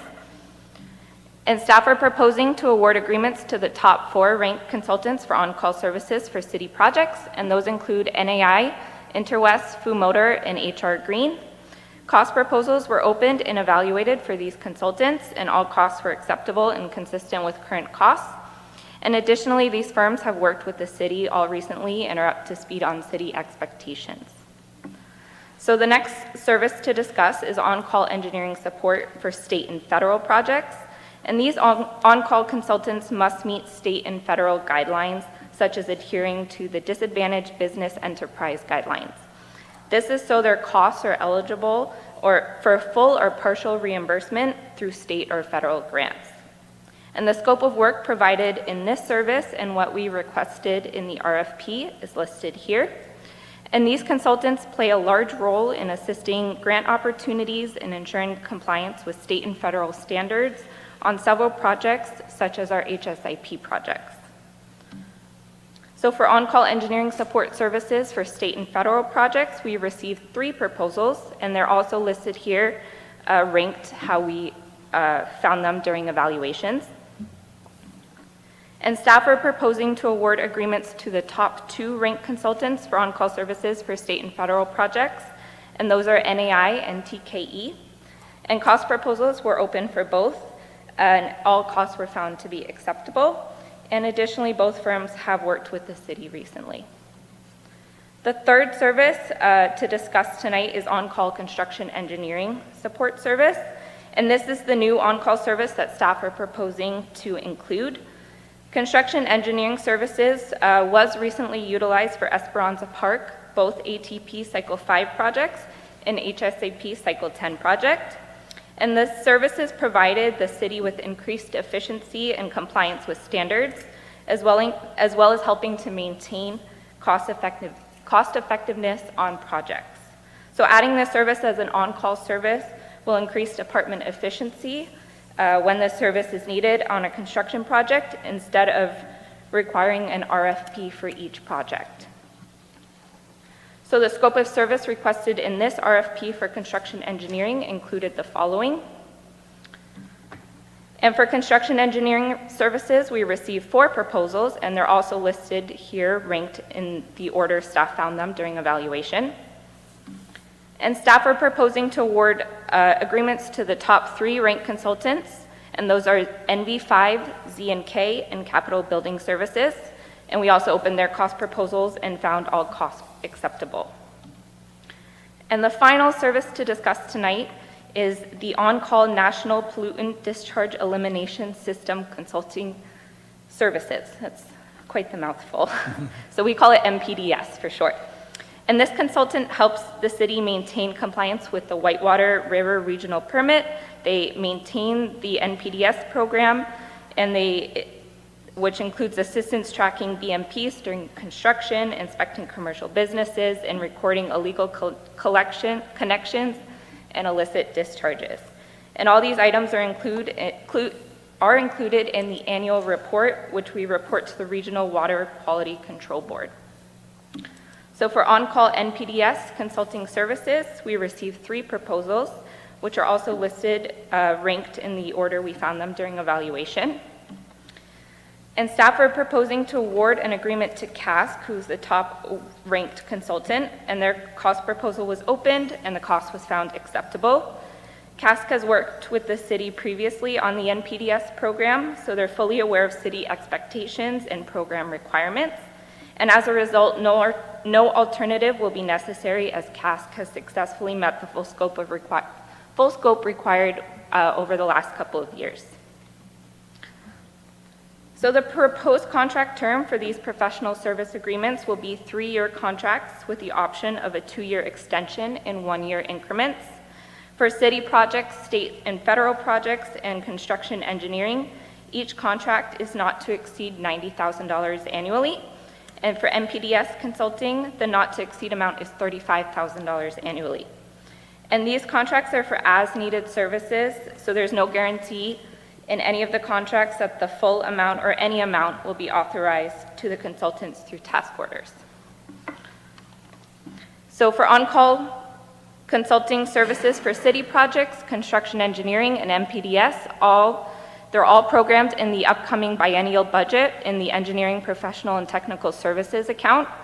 For on-call services for state and federal projects, which are eligible for the majority or all of the costs to be reimbursed by the state or federal agency. And each project or task will have a task order issued, and staff will seek City Council approval if the task order amount exceeds the Public Works purchasing guidelines. This agenda item aligns with Goal C of the 5-year strategic plan to maintain fiscal stability and sustainability. And in summary, staff are recommending that City Council approve professional service agreements for on-call services and authorize the city manager to execute agreements for the following companies. We have NAI, Interwest, Fumotor, and HR Green for on-call services for city projects, NAI and TKE for on-call services for state and federal projects, Capital Building Services, NV5 and Z&K for on-call construction engineering, and lastly, CASC for MPDS consulting services. And that concludes my presentation. I turn it back to you, Mayor. Thank you so much. Hold tight. Any questions? Be good? No, I just wanted to share, thank you, of course, for your presentation and for going through all of that. And I want to congratulate you and your department. You explained to us and put in the packet the exhaustive process that you went through. So I know I appreciate that level of transparency in being able to review and to, ensure that a fair process was followed, especially if there be any questions. So I thank you for all that, because I know it's a lot of work to put all that together. But it's good that that's the level of work that we've been seeing lately out of your department, and it really shows us, I think, and the public that the professionalism and the thoughtful process that you go through first in establishing this cadre of professionals that you're able to be used, so we have some certainty in cost and that we have value, and it kind of cuts down the process when you do have projects, but also when you present it to us, which then of course goes to the public, that it's very well laid out and very transparent. So I just wanted to express my appreciation for that. Thank you, Mayor Pro Tem. Thank you, Mayor Pro Tem. Thank you so very much. Tracy, guess what time it is? We do not have any. Who wish to comment on this item? We do not have any request to speak forms for this item, but if you are a member of the public and you wish to provide public comment on this item, please raise your hand. And I see no hands raised. Thank you. And nobody has filed any? No written comments. All right. Thank you so much. Do we have a motion to approve? Move approval. Second. Can we vote, please? May we vote, please? I know we can. You still? No? Nope. Nope. Okay, well, we'll do a roll call vote. So we have a motion by Mayor Pro Tem Gregory and a second by Councilmember Gutierrez. Councilmember Lamb. Councilmember Gutierrez. Yes. Mayor Pro Tem Gregory. Yes. Mayor Ross. Yes. Oh, look, you came up. I refreshed the thing. Oh, well, I didn't refresh. Yes. It has passed. And the motion carries all ayes. So next we have item B, authorization to purchase equipment for the 4th Paramedic Unit, Measure W implementation final phase. And we'll bring Kevin Biersack up here, your Finance Services Director, and actually the rest of the agenda is his. So this is items necessary to equip the 4th ambulance, and also the May and June costs for the Desert Recreation District services, which all will be paid by Measure W funds that will accrue this year because the tax began in April. Kevin? Thank you, City Manager. Thank you, Mr. City Manager, Mayor Pro Tem, Mayor Pro Tem, City Council, City staff. What you have before you is our Measure W budget adjustments for the remainder of this fiscal year, FY 24-25. Any questions as we go along, please feel free. Otherwise, save them to the end. I went too quick. How did I got to the end. Do you need help, Kevin? Oh, I'm going the wrong way. You can scroll My up. apologies. Yes. You're seeing it backwards, everyone. There we go. Sorry about that. Measure W. Measure W has 5 primary components or elements or pillars, as we sometimes call them. And tonight we're addressing 3 of those pillars. They are highlighted in yellow. With respect to what you have seen already before you, back in December, what was brought forth by the fire department and Chief Contreras is the 4th ambulance. And tied to that, that number came in at $388,000. Then in March, we brought forth the potential for early hiring of 6 firefighter paramedics for that 2-month period of May, June, and that is a cap of $160,500. So in total, we're looking at almost $550,000 that you all have already approved. The staff report before you this evening ties back to 2 primary components, the 4th ambulance accessories and outfitting, and there were 6 or 7 items attached in your staff report with respect to quotes provided by the fire department. They total $160,000. In addition, for the early start, because keep in mind we have activities that we're starting with DRD prior to 1 July. Traditionally, you all are familiar with the swim program, but in addition to that, they have the potential for early hiring and getting up and running with respect to their parks programming, but then also their recreation programming. So that bid was also outlined and attached in your staff report, and that's about $52,000. May I ask you a question right here, please? $53,000. When I was talking yesterday to DRD, they indicated they would be getting the swim program in June, for June, July, August, but then you mentioned July, so I just want to make sure. My apologies, up until July 1st. Thank so you. any of the activities in June. Thank you. So Sure, it was my misunderstanding. It's either June the 3rd or June the 6th, and so that's where we right. traditionally have had both with PSUSD and DRD, and they're taking care of both, and that's part of what was Yes. attached. Thank you so much. And Kevin, before you go on, the DRD has hired the person who is going to be assigned and working out of Cathedral City. Her name is Cynthia Marchecho, and I'm probably butchering the last name. We were introduced to her at the State of the City yesterday, and she will be here on site Thursday evening with Barb to meet with our different sports teams to talk about coordination for the coming year. So she's hitting the ground running. And her first day was actually Monday the 12th, is what we were notified. So when you look at the anticipated revenues for this fiscal year, for the 4th quarter, meaning April, May, and June, for those revenues that we will receive and be able to accrue back for this fiscal year, we're anticipating up to $1.25 million. So with what you previously authorized plus what you have before you tonight, that would get us at just over $760,000, which would leave a balance, if we achieve that 1.25, of $487,000, just under $500,000. And what we anticipate doing, and this is part of our mantra, each year with respect to any unused funds, we plan on setting those aside and focusing on that community center, which is that's one of the primary pillars, and that's part of the dream, to be able to have the community center in a future means. So with respect to that, if we do achieve that 487 or 500 or whatever that number is, that will go into the fund balance for that new fund that we have for Measure W. Thank you. So here's the recommendation before you, is to authorize additional Measure W funding for the remainder of this fiscal year in those 2 amounts for the essential equipment of $160K to deploy Medic Unit number 4 and the DRD's Parks Program, Recreation Program, and Swim Program. Any questions? Well, that's my question. Does anybody have any questions for Kevin? No Wow, questions. that just seemed really cut and dry. Thank you so very much. Are there any members of the public who'd like to speak? I do not have any request to speak forms for this item, but if you're a member of the public and you wish to provide public comment, please raise your hand. And I see no hands raised. Do we have a motion? Approve?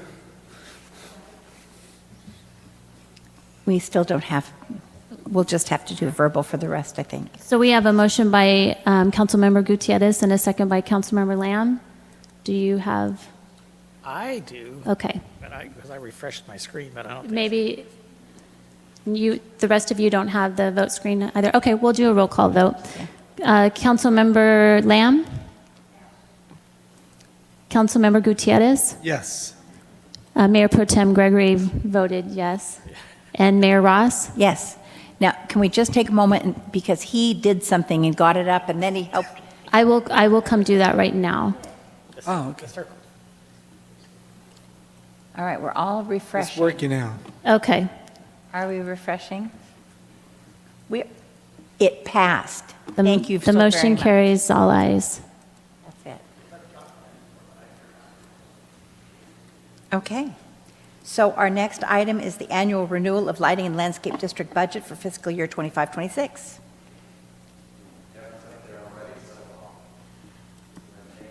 Thank you, Thank you so Charlie. much. This is annual, this is perfunctory. We come to you twice a year, Mayor, Mayor Pro Tem, and City Council. Once again, ask questions as we go along or save them till the end. So what you have before you is the LLD or the L&L Maintenance District budget for the upcoming fiscal year. For benefit zones dating back to 2001, and over the next 6 years, we increased that to a total of 16 benefit zones. And it's under the Landscape and Lighting Act of 1972, which ties back to having an annual engineer's report that describes the district with maps and the proposed budgets, which interprets into assessments. The assessments are based on estimated cost to maintain that special benefit for and to those properties. The budgeted and assessed amount for each separate zone includes expenditures, deficits, surpluses. There's a whole formula, and that's part of what's included in the preliminary engineer's report that was attached to your package.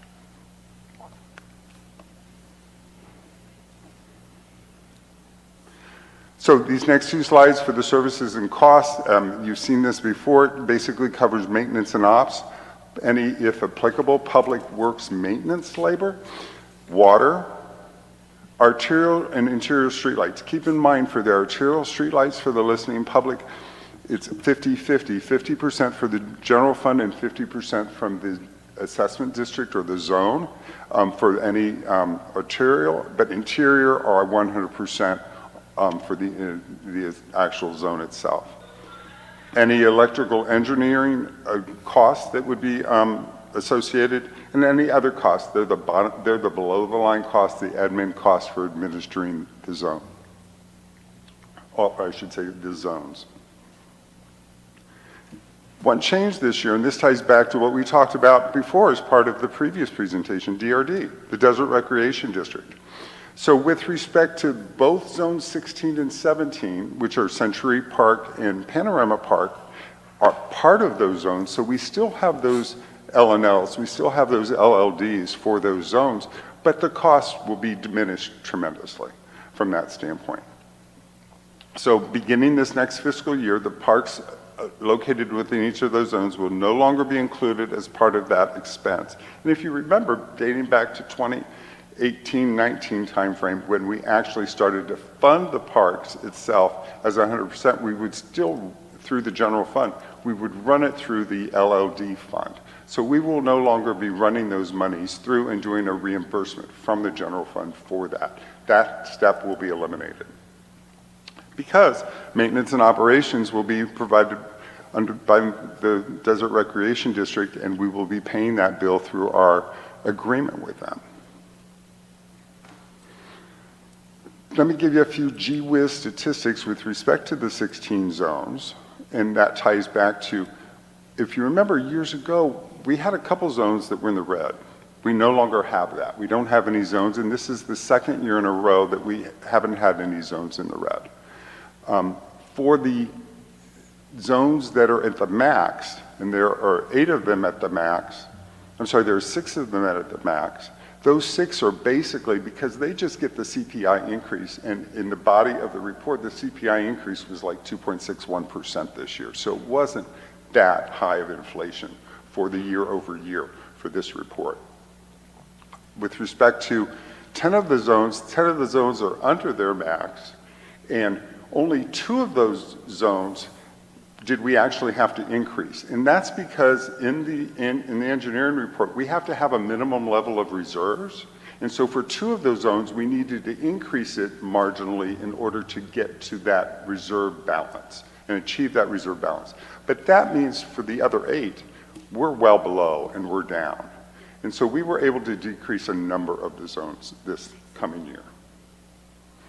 So what you have before you tonight are, for the first meeting, we have 3 resolutions to initiate the proceedings, the intention to levy the resolution, which will be more than 30 days from now, and with only having 1 council meeting in the month of June, it will be at the June 25th meeting. As well, we will be publicizing that. There will be a public notice for that prior to. And then there's the preliminary engineer's report, which was an attachment, but there's a resolution that goes along with that. So that's what you'll be voting on tonight. Then come June 25th, we will have a public hearing. There will be 2 resolutions with that. There will be the order of the levy and collection of the assessments resolution. And then there will be a final engineer's report to incorporate any feedback we would garner from you all this evening. And along with that final engineer's report will be the resolution that accompanies that. This is what the budget looks like, and it looks significantly lower and different because of what we talked about with respect to the 2 parts. So the total maintenance costs come to $370,000. The assessment engineering, the administration of it, comes to about $85,000. So we're just looking at $450,000 and change. Keep in mind that contribution from the general fund for the arterial streetlights that are the 50-50 contribution. And so when you take that into consideration, we're down to $439.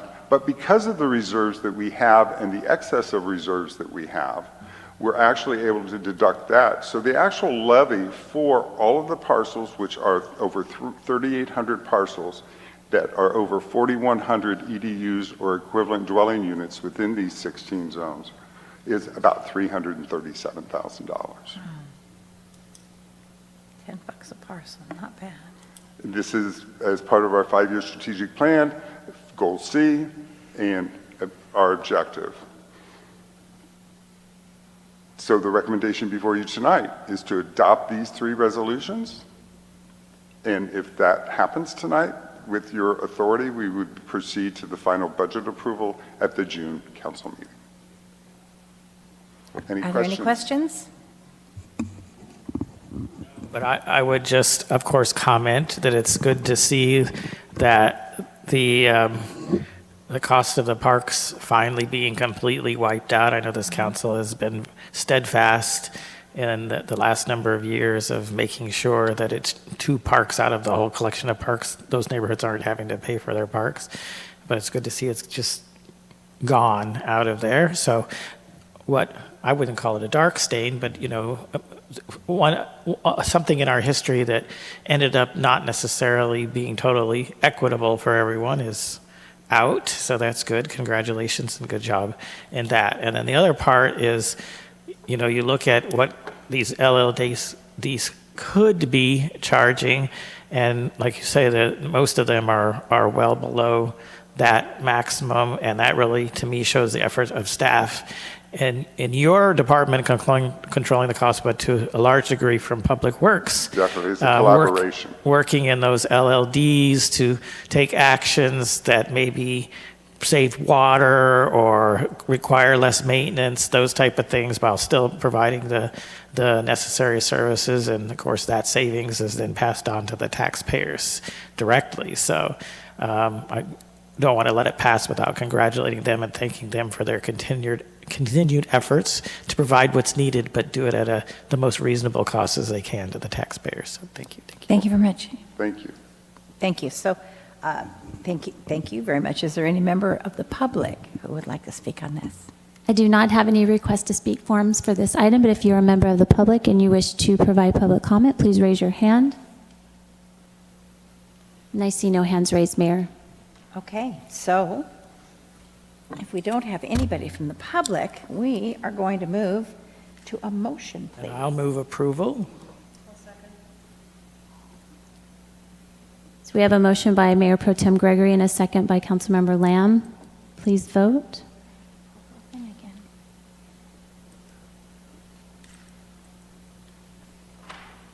Look at us back in the saddle. The motion carries, all ayes. Thank you very much. And item D is an investment policies annual update review. And we heard you don't get to leave till we're all done today, so keep it going. do want to also draw your attention to our elected city treasurer. Greg Jackson is in the back, and he worked collaboratively with Kevin on amending this policy. So go ahead, Kevin. Thank you, sir. And yes, the illustrious Greg Jackson is here with us tonight for our annual update. Ironically, we have to do this every year, even if there isn't a change. So some years you've experienced where it's on consent if we have no change, but we do have a few changes that we'd like to highlight. And we did collaborate with Greg in doing it, London, Greg and myself, just to be able to go through and set the stage for being able to do future things as well. So once again, Mayor, Mayor Pro Tem, City Council, any questions as we go along or save to the end? So for the listening audience, the city's investment policy, and we have having a requirement to do this, ironically, this is our interim audit week with our auditors, and we've had a number of process interviews and individual personnel interviews. Councilmember Lamb participated in one earlier today. And so what happens with this is this is one of the 42 items that we have to actually provide to our auditors for review in this process audit every spring. So tied to the investment policy being one of those items, we outlined our mission statement. We make references to whether it's government code or the city's municipal code. And we focus, and have chosen to focus over the years, as our primary objectives being safety of principal, liquidity, and an effective rate of return, but maybe not a crazy rate of return. And it's because of that safety net. So our investment policy, all the words are here written in 3.5 lines for you, but a prudent person's standard of care basically comes down to a judgment in care, prudence, discretion, and intelligence, and a safety of that capital. So our current investment policy, these are the 6 investment types that we focus on with the percentage limit, the limit per issuer, if there would be one, maturity limit, and nothing more than 5 years, a rating if required, and a dollar limit. So this is what's in the current policy. And we do have 4 items that we're looking to change as you went through it in your agenda packet. So let's go through and explain each one of those items. From an authorized investment standpoint, the banker's acceptance, not more than 40%, no more than 30% to any individual bank, and a maturity on a banker's acceptance not to exceed 180 days. CAMP is a new venture for us, and this is one of the 4 items that you'll see in summary form a few slides down. And that is, CAMP, there are actually 3 offerings that you can do, and over my tenure here at the city, we've only invested in our quick liquidity other than our Wells Fargo checking account, and that is we've invested in a bulk of our funds that you see on a quarterly basis when you get the Treasurer's report in the local agency investment fund. In that local agency investment fund, we have 2 accounts. And tied to that, on the previous slide you saw, we could invest up to $75 million in each one of those accounts. Wish we had that kind of money for all of our funds, but we don't. But generally speaking, we're in about the $40 million, we're at about 80 million, $75 to $80 million typically in there. So tied to that, there's other offerings, and CAMP is one of those offerings. And so we're proposing to be able to open up a CAMP account with your approval, the California Asset Management Program, and being able to open up that account. And in time, not this fiscal year, because we want to finish out this fiscal year where we're at, but starting come July forward in the new fiscal year, being able to potentially shift some of those monies from our LAIF account over to the CAMP pool. CAMP traditionally can garner anywhere from 0.5% to 1% historically higher rates with the same type of investments. It's ironic because one of those 8 interviews that we've had, we have another one tomorrow, our final interview with the auditors, is on investments in cash. And when we were explaining to the auditors and having to explain the investment policy changes to them, just like to you tonight, the topic of CAMP came up, and our audit team said, well, that's really interesting. It's nice that you're investing in CAMP because we're seeing that happen throughout their audits in Southern California. So we're not alone. So we're along for the ride, so to speak. But CAMP is like LAIF. an average portfolio of 60 days or less, invest in obligations of the United States government and its agencies and short-term debt obligations of U.S. companies and financial institutions, and it's all under California Government Code. Commercial paper, less than or equal to 40%, no more than 10% with one issuer. Rated A1, maturities cannot exceed 270 days. Government agency issues, local bonds, state bonds, treasury notes, all the wonderful acronyms, California Treasury notes, general obligation bonds. Not limited, but not committed to one agency. So while you're still on that slide, let me ask real quickly, for commercial paper, the going up to 40% from 25, do we do a lot a lot of commercial paper? No, we don't. And it's really just to tie back to what we So is this have. just flexibility then? Yes, sir. Because basically this is what the It allows. regulations allow? Yes, and that's what we do. Like 2 years ago is when we updated the LAIF from the 50 million to the 75 million per account because it was allowed. Okay. Okay, yeah, because, you might be concerned about commercial paper, although at this rating, would be very high-quality commercial paper, but it doesn't sound like we're using it a lot anyways. Okay, thank you. Certainly. Medium-term notes, less than or equal 30%, no more than 10% with one issuer. A rated maturity not to exceed 5 years. Money market mutual funds, less than or equal to 20%, but no more than 10% in shares of beneficial interest in any one mutual fund. Negotiable CDs, less than or equal 30% with national or state chartered bank, state, federal credit union, but it must be FDIC insured.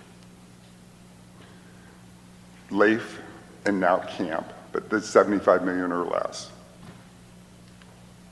Not more than 5 years. Today, Greg bought something through one of our investors with respect to, we had something mature, and it was nice to see that we're still in the 4.4, 4.5 kind of range for a 5-year investment that's very safe. So that was a good thing that happened today. Because typically when we do have something mature, Greg tries to ensure that we are able to get into something. Sometimes we do pull the money in and wait. Henry used to do that as our previous elected treasurer when we were in the 0.5% and the 1s and the 2. He would wait for that golden nugget of a 2% rather than get the 0.5%.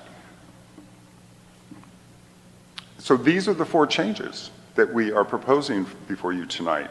CAMP, we've talked about that. The commercial paper to increase that. The government agency bonds, there is no limit. We're increasing that. However, look at the footnote at the bottom, and that is our policy will be continue that state liquidity should be maintained in such a manner that no less than 20% of the portfolio should have a term of 1 year or less. So even though we're raising that limit as well, we're still going to work with that and monitor that. And then the medium-term note, it's allowable to have up to 10% per issuer rather than 5%. So this summarizes the changes in our annual update to the investment policy.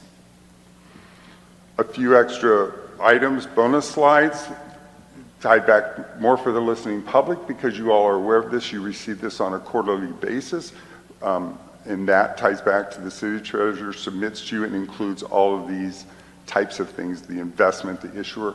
One thing to note at the end of every year as a validation, because it is a year-end requirement for our September audit, that based on June 30th, when Greg delivers that report to us, we independently go through and validate all the ratings to ensure that what it was on June 30th is what is stated in there, and then if we have to work back and forth with the treasurer, we will on getting that updated. But there is a validation, and that's an audit requirement at year-end. Qualified dealers, this is what we go through with respect to if we do have an addition of a dealer, that they will supply the city with the items listed there. And then it's a check and balance between the city treasurer and the financial services director, my position, to ensure that if we do. The most we've ever had in my tenure has been 3. We're currently at 2.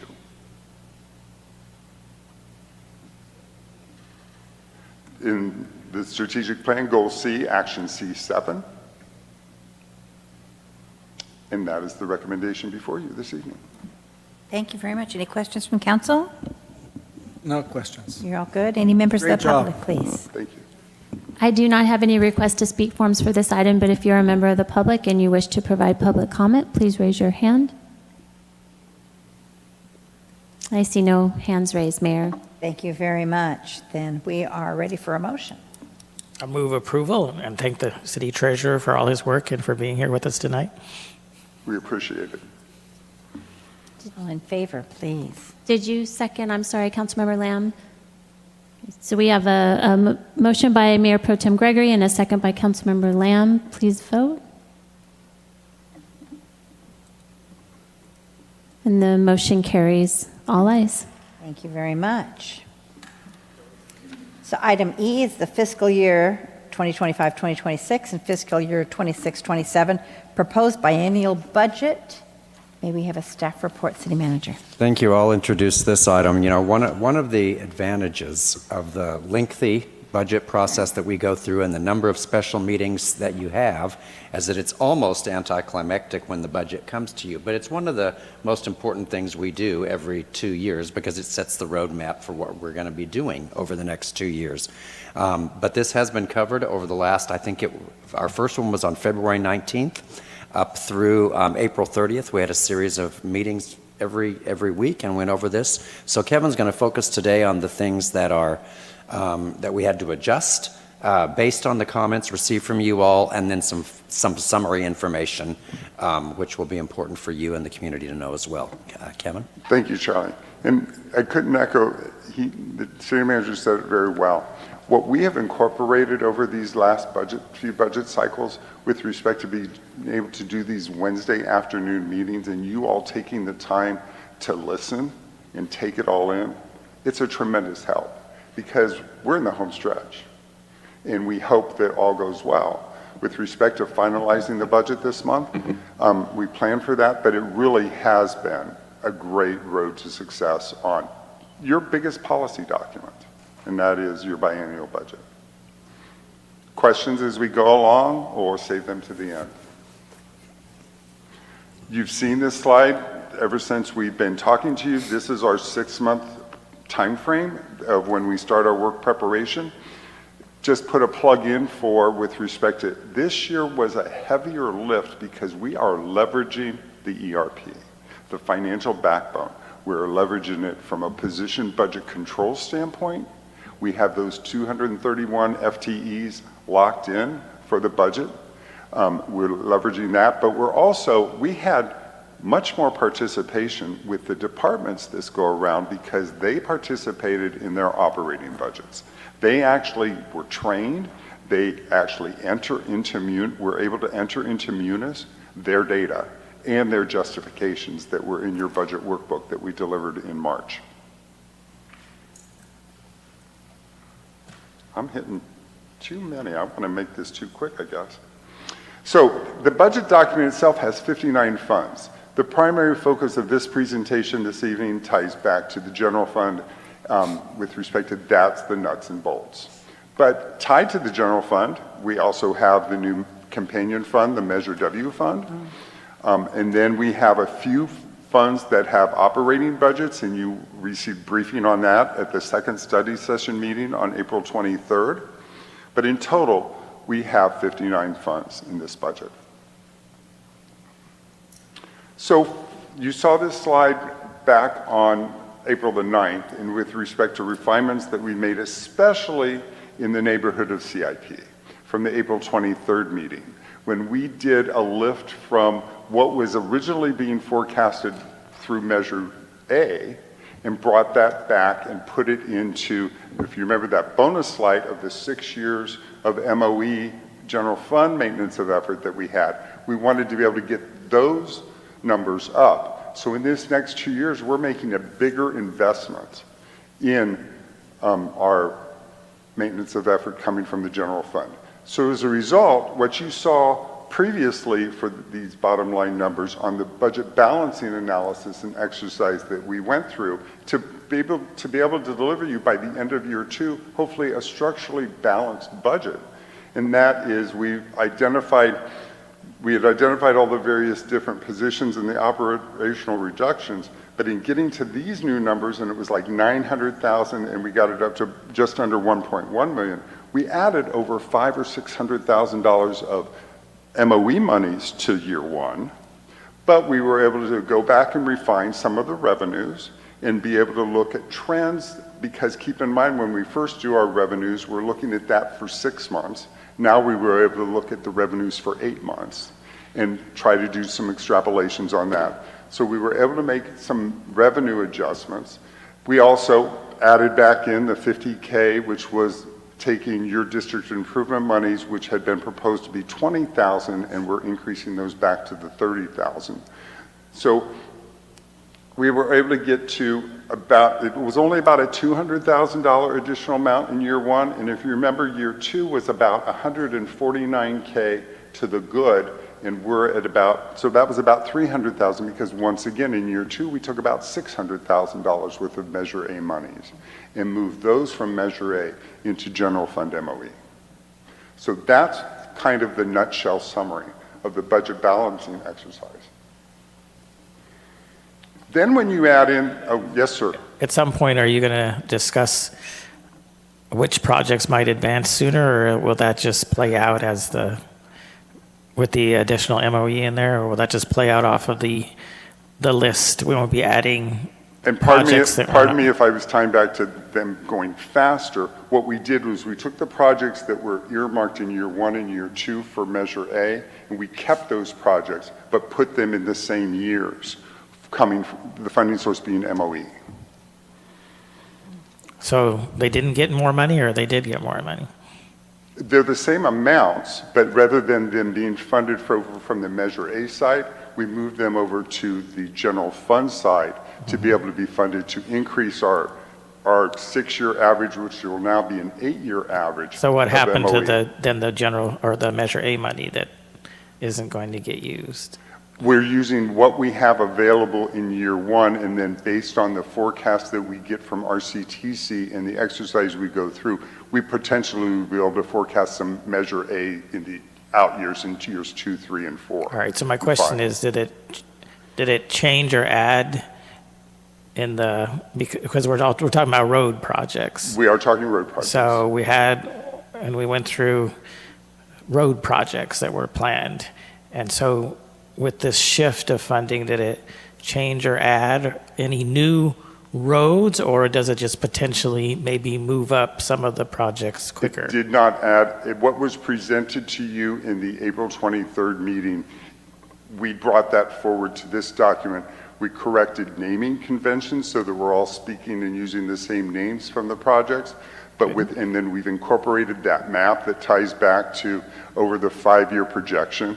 So it's the same of what was presented. We did not change that. All right. I didn't see anything new. Of course, there is the change, like Panorama Park area instead of Panorama area and some of Yes, other we stuff did naming. like that. But it gets hard after a while to sort out if anything new was put in. So that's, I guess, what I'm asking. There was not anything new, sir. All right. Thank you. So when you look at beyond the budget balancing analysis on the previous slide, when you look at the extraordinary, the one-time monies, whether it's OPEB or other post-employment benefits, investing in our future from a healthcare standpoint, the one-time expenditures to be paid from the general fund's fund balance, that's where we go and we get down to not the 1.1 million and the 137,000, but we go down to the 5.7 and the 4.5. And those numbers increase correspondingly by the same amounts from up above. So we were able to tie back to that. I do want to, not to belabor the point, but to go through those one-time expenditures and show how we have stratified them so that you can see them in a different light. And those are in the coming slides. This slide, we did update this slide because with respect to that, you can see in the upper section, the blue section, that's where that MOE amount was increased to 1.515 in year one and 1.358 in year two. So that's really the only significant change in this slide.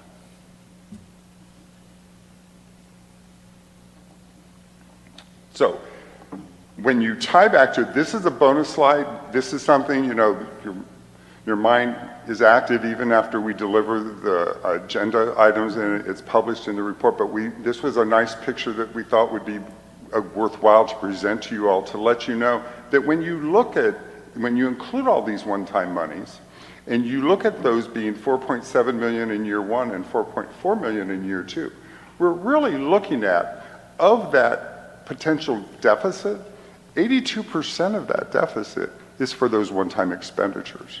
And then in year two, that gets us to the goal of the budget balancing exercise by the end of this biennial budget. It's almost 99%. So we wanted to be able to portray and show that based on those one-time expenditures, we feel that as your staff that we're presenting a balanced budget as part of our exercise by the end of year two. But let's talk about the one-time monies. And that is this is a different portrayal. We have them listed for you by dollar amount. And we've drawn a line here from a standpoint, those that are engraved, those are kind of perfunctory things within the city manager's authority, up to 75K. Note the 80,000, you'd say, well, Kevin, that's above 75K, but it's individually for the different parks or any types of things. So we felt that that was worthwhile because DRD will coordinate with us when there's that need. Anything down below in blue, those would be items that we will definitely take a second look at. We will definitely, based on life, and there's some slides later to talk about our due diligence, but those are the items that obviously, based on their dollar amounts, we would be coming to you, our governing body, for approval, for review and approval at that time. In the case of the comp and class study, you can tie back to that and say, well, Kevin, that's under 75K, but we expect if we move forward with the comp and class study, it would be over an 18-month period and it's $200,000. So we would come to you for that in whole, 67K in the first year and 133,000 in the second year. So look at that bottom line of that 2.4 million. Facilities has a significant amount. And so just like back on April the 9th, this is what that 1.3 million is comprised of with respect to the facilities' extraordinary one-time monies in year one. Once again, the air conditioners, that's where we're on that 13-year plan of being able to potentially change up to 5 a year because of the age of this building on both sides of the Paseo. So that would be up to 20K per. The good news is we're doing one that boogered out on us recently within the last 2 weeks, and it came in at 12K.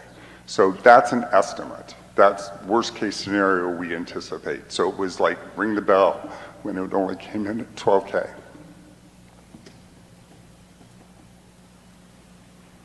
The same thing for 26, 27. Those extraordinary items come to just over 2 million. And once again, the gray coloring versus the blue coloring and the kinds of items we would anticipate coming forth. You can see the facilities number drops to 1.1 and change.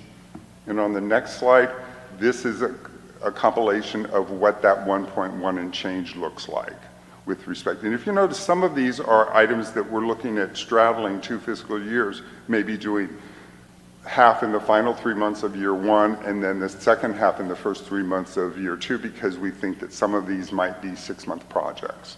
So we just positioned them that way.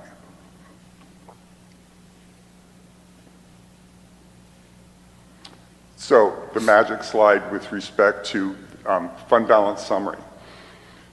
So where we're at this year, if you would focus your eyes on the third column, because we have the original budget, the amended budget, as we brought things to you for council approval to include projects like digging out the dirt in the Whitewater Wash as a result of Tropical Storm Hilary.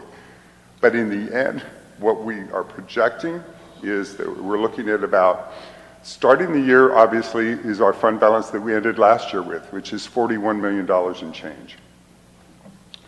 Revenues, we're forecasting at 63 million and change. Expenditures at 67 million this year, which would then tie back to, and if you go down a few lines, We're adding in the monies that we know of with respect to ARPA, the $685,000, and the FEMA monies we received with respect to the 2 primary projects that have been approved and we've been receiving reimbursement on. And this is in your proposed budget. We anticipate for the general fund a deficit not more than $3.6 million. Do we hope and anticipate that it will be less? Yes. But based on our forecasts and our extrapolations of whether we look at something and we look at 8 months or 9 months worth of data and extrapolate out for the final 3 or 4 months, this is where we landed. It was at $3.6 million. If that happens, then when you tie back to it, that 41 million will be 37 million, almost 38 million. As a year-end fund balance, when you look at that from a target of our fund balance policy, we would be at 49%. And hopefully we'll be at 50 plus before the end is done. This emphasizes the need of why we do need the fund balance, because you've seen it in presentations and slides before. The first half of the year, we're $10 to $12 million in the hole when you just look at pure cash in the general fund, because of the way that we receive revenues throughout the year. And we receive so much revenue in the last half of the fiscal year than we do the first half of the fiscal year. Kevin, why do we exclude the CV rep loan of $900,000? That $900,000, that is on the books, and we carry that, and that affects our fund balance, but that is years out with respect to when that payment schedule that was developed, and that is an example of a loan. It's not identified as forgivable, but life could change by then. So, and with the advice of our auditors, we don't actually count that as part of our available cash. Do you intend to forgive it? No, we don't. And we would hope that whoever's up here in the 2030s would not do the same. We'd be coming with a grumble. But because it is, and it's so far out, we just take it out. And this has been there over and over. We just don't count it as part of our, quote, available cash for you. Thank you.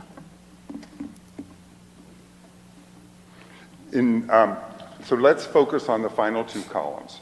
And that is with respect to the numbers that were in the previous slides. When you look at the bottom line, that if we have if we start the year with 37 million in year 1, almost 38 million, and we have 68 million in revenues, 76 and change in expenditures, but then we get part of that FEMA money that we hope we're getting and plan to get, that gets us to the $5.7 million deficit that you saw on a previous slide. If those numbers hold, then it ties back to, then our fund balance would be at 41%. You've heard this before, and don't want to belabor the point, but more for the listening audience, keep in mind, from a revenue standpoint, we try to ensure that we estimate revenues relatively conservatively. We don't try to shoot the moon. But then on the expenditure side, we have to ensure that we expenditure for full force. As I pointed out, 231 FTEs. In our timekeeping system, this pay period that we're paying doesn't include the 6 of you elected, so we have to add 6 onto there because you all do cost us. And that is, but we have, so take 231 and drop it down to 225. For the 225 FTEs, we only have 212 people in the system today because we have vacancies. We have to budget for those vacancies. But when we have vacancies, we know that generally speaking, we're going to have some expenditure savings. Now, in the public safety world, it's all about overtime to make sure that if they have any of those vacancies, we're going to have overtime. But we try to ensure, and HR works and collaborates with the departments to ensure that that happens. Those vacancies don't happen for a long period of time.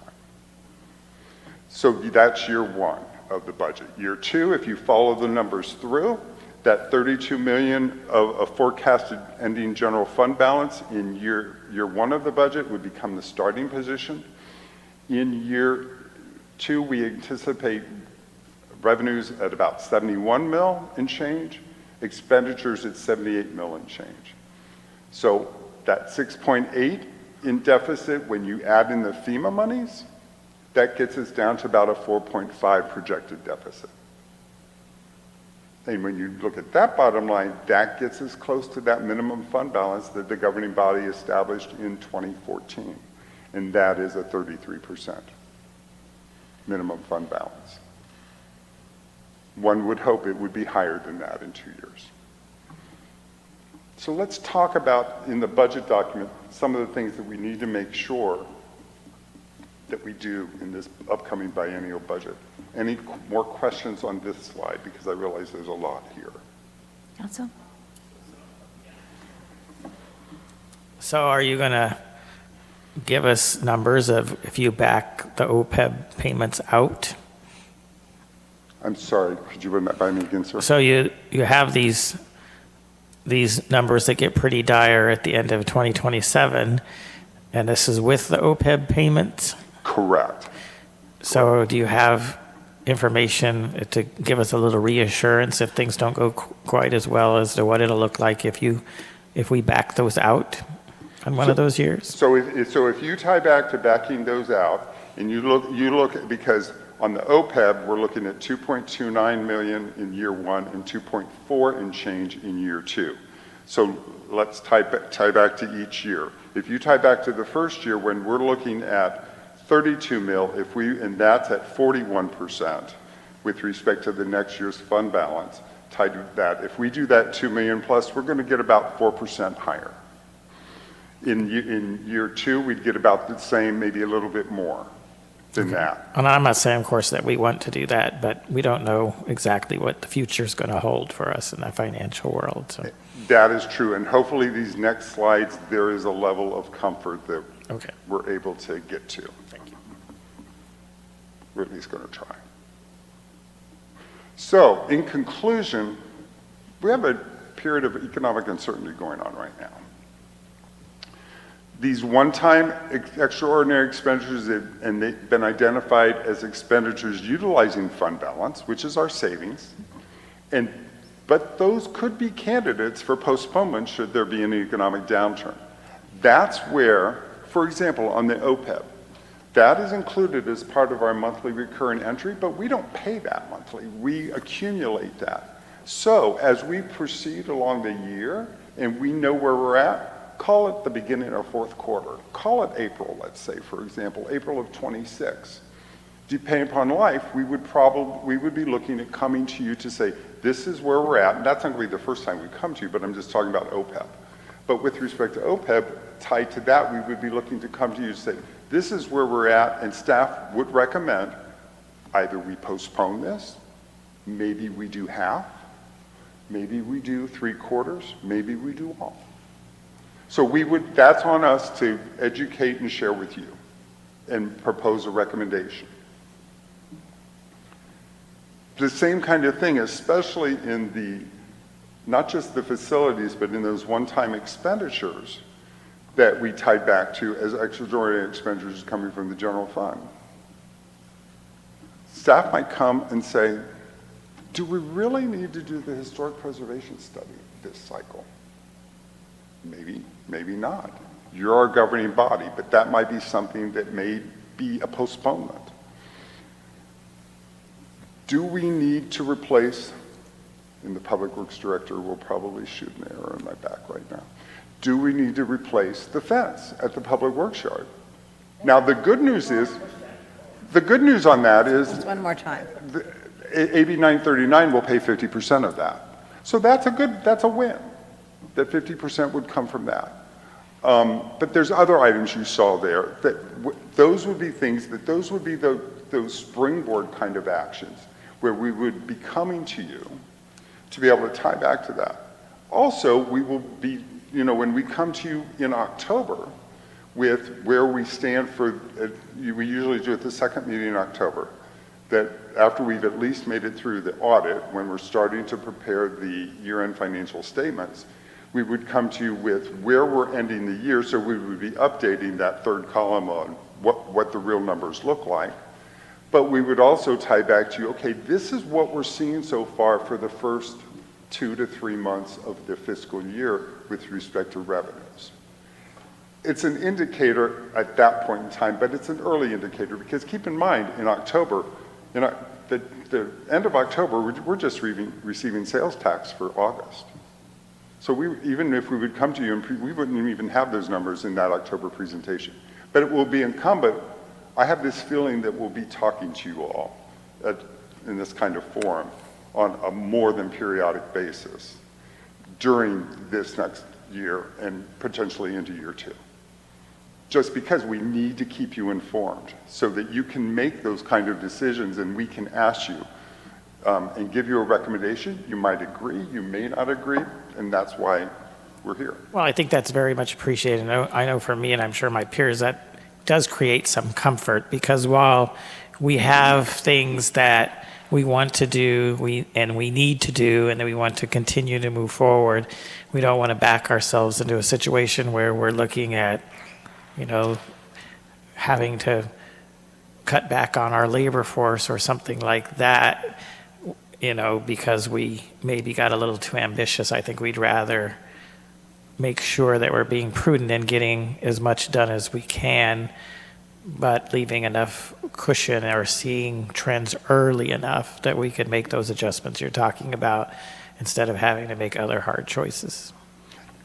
And being the positive people that we are in finance, because this crowd knows that, how positive we are.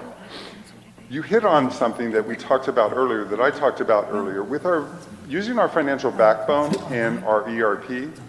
As I talked about, we are using the position budget control module in there. And so what you all have approved, those are our budgeted positions. Mallory, who sits in the back of this room, she will come after me. We're safe for now. I know, but she will come after me because that is a lift to work adjustments in there, because then our auditors tie back to, if we have adjustments in there, did you all approve those adjustments? So by using that module, and they have access to it, they have inquiry and reporting capability. This week they're going in and a lot of their audit, and they do it remote since COVID, they go into Munis. They have 3 IDs and they're in there every day, all 3 of them, looking at stuff. So this is an example of now that we're leveraging and using the ERP, we're kind of locked in. So when someone comes along and says, I need this position or I need that position, sorry, I'm going to fight back.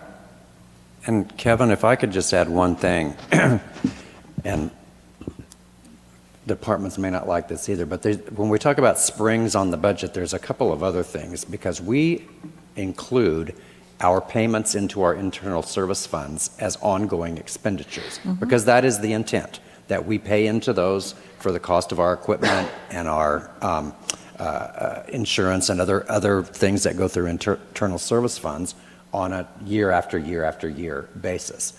But if we really start seeing issues with our revenues coming in or things like that, those are payments to ourselves, just like the OPEB trust fund payment is. And you can't do it every year, but for 1 year, you can delay and defer some of those payments too. And that's not even included in the list of one-time expenditures that we had. That would be additional opportunities for further balancing even on top of that.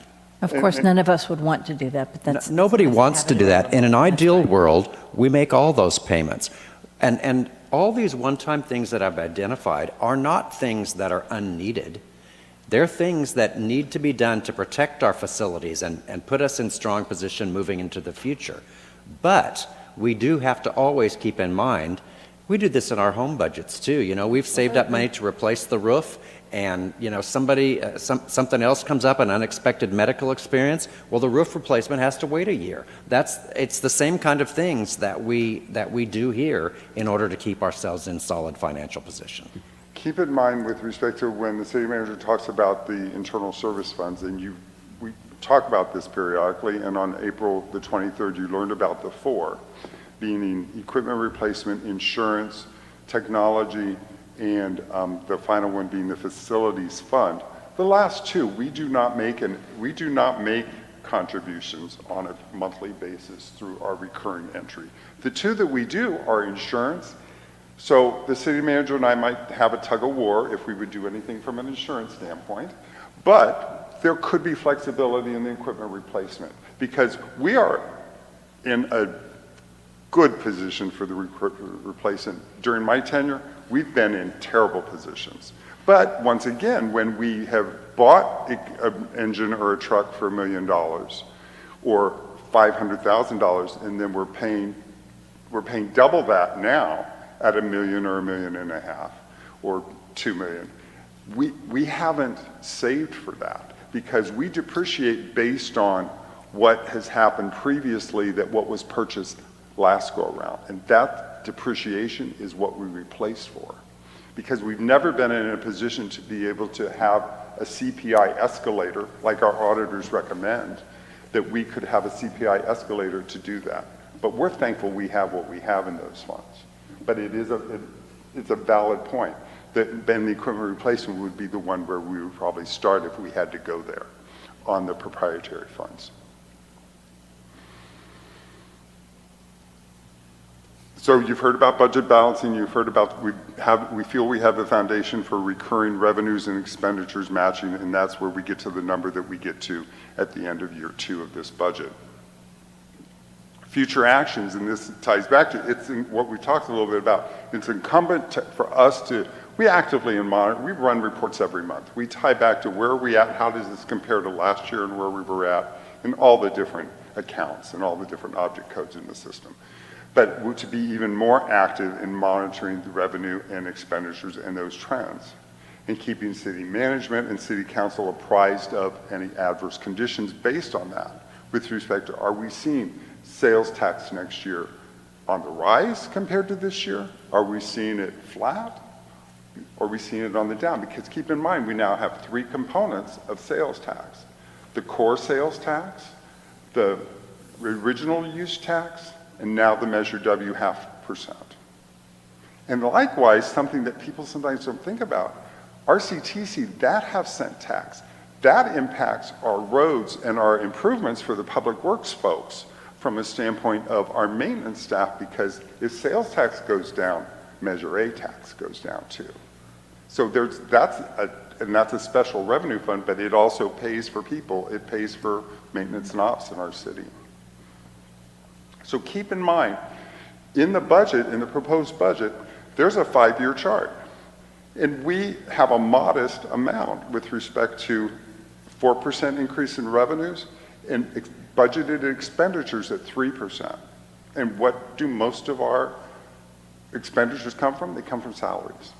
So we budget our expenditures at 3%, we budget our revenues at 4%.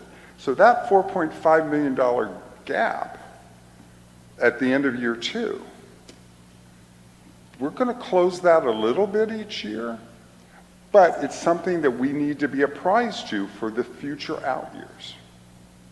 And so some of this kind of language, what was on the first slide before, and some of this is in the current proposed budget that you have before you tonight, but we're adding more like some of this additional to give recognition to those 3 out years. Because it will be important that we achieve success, and as we all say, moving Cathedral City forward with commitment, pride, and excellence. And I think I said it right without my glasses on. So we will be back probably too much. Just like tonight, you saw too much of me, but we'll be back. There's no such thing as too much. Did you hear that, everyone? It's So on late, I'm that- bound to say anything. On that note, our recommendation before you is to approve what we have before you in the proposed biennial budget so that we can come back to you 2 weeks from tonight with an adopted budget for you to actually adopt. Thank you very much. We really appreciate your time. Council, questions? I'm going to start with Councilmember I just had a comment. First of all, I think it was Councilmember Gregory who initially talked about and recommended that we have smaller sessions. And I, you know, it was like drinking, you know, water out of a fire hose when I first heard the budget and, you know, tried to wrap my head around it. And now I'm, you know, I'm better, and I really appreciate this. And the little scenarios that are in the back of the book where you explain like the general fund revenues, they are just a wealth of information. They're not like John Grisham novels reading, but I love it because it gives me a picture of what's happening. For instance, you know, like it says here, cathedrals on page 59, it says Cathedral City net assessed taxable property value increased $402 million or 6.36%. The median home selling price has increased from the low $150,000 in February 2011 to $532,000 in January 2025. You know, so it gives me a picture as a council person making decisions about, you know, our residents and my tax dollars, you know, where we are. And the presentation all about the changes in the investment policy on page 66, and where I read this and I thought, oh, this is great, because here it is, use of money in tax, and it says cash balances are invested by the city treasurer in accordance with the city's investment policy,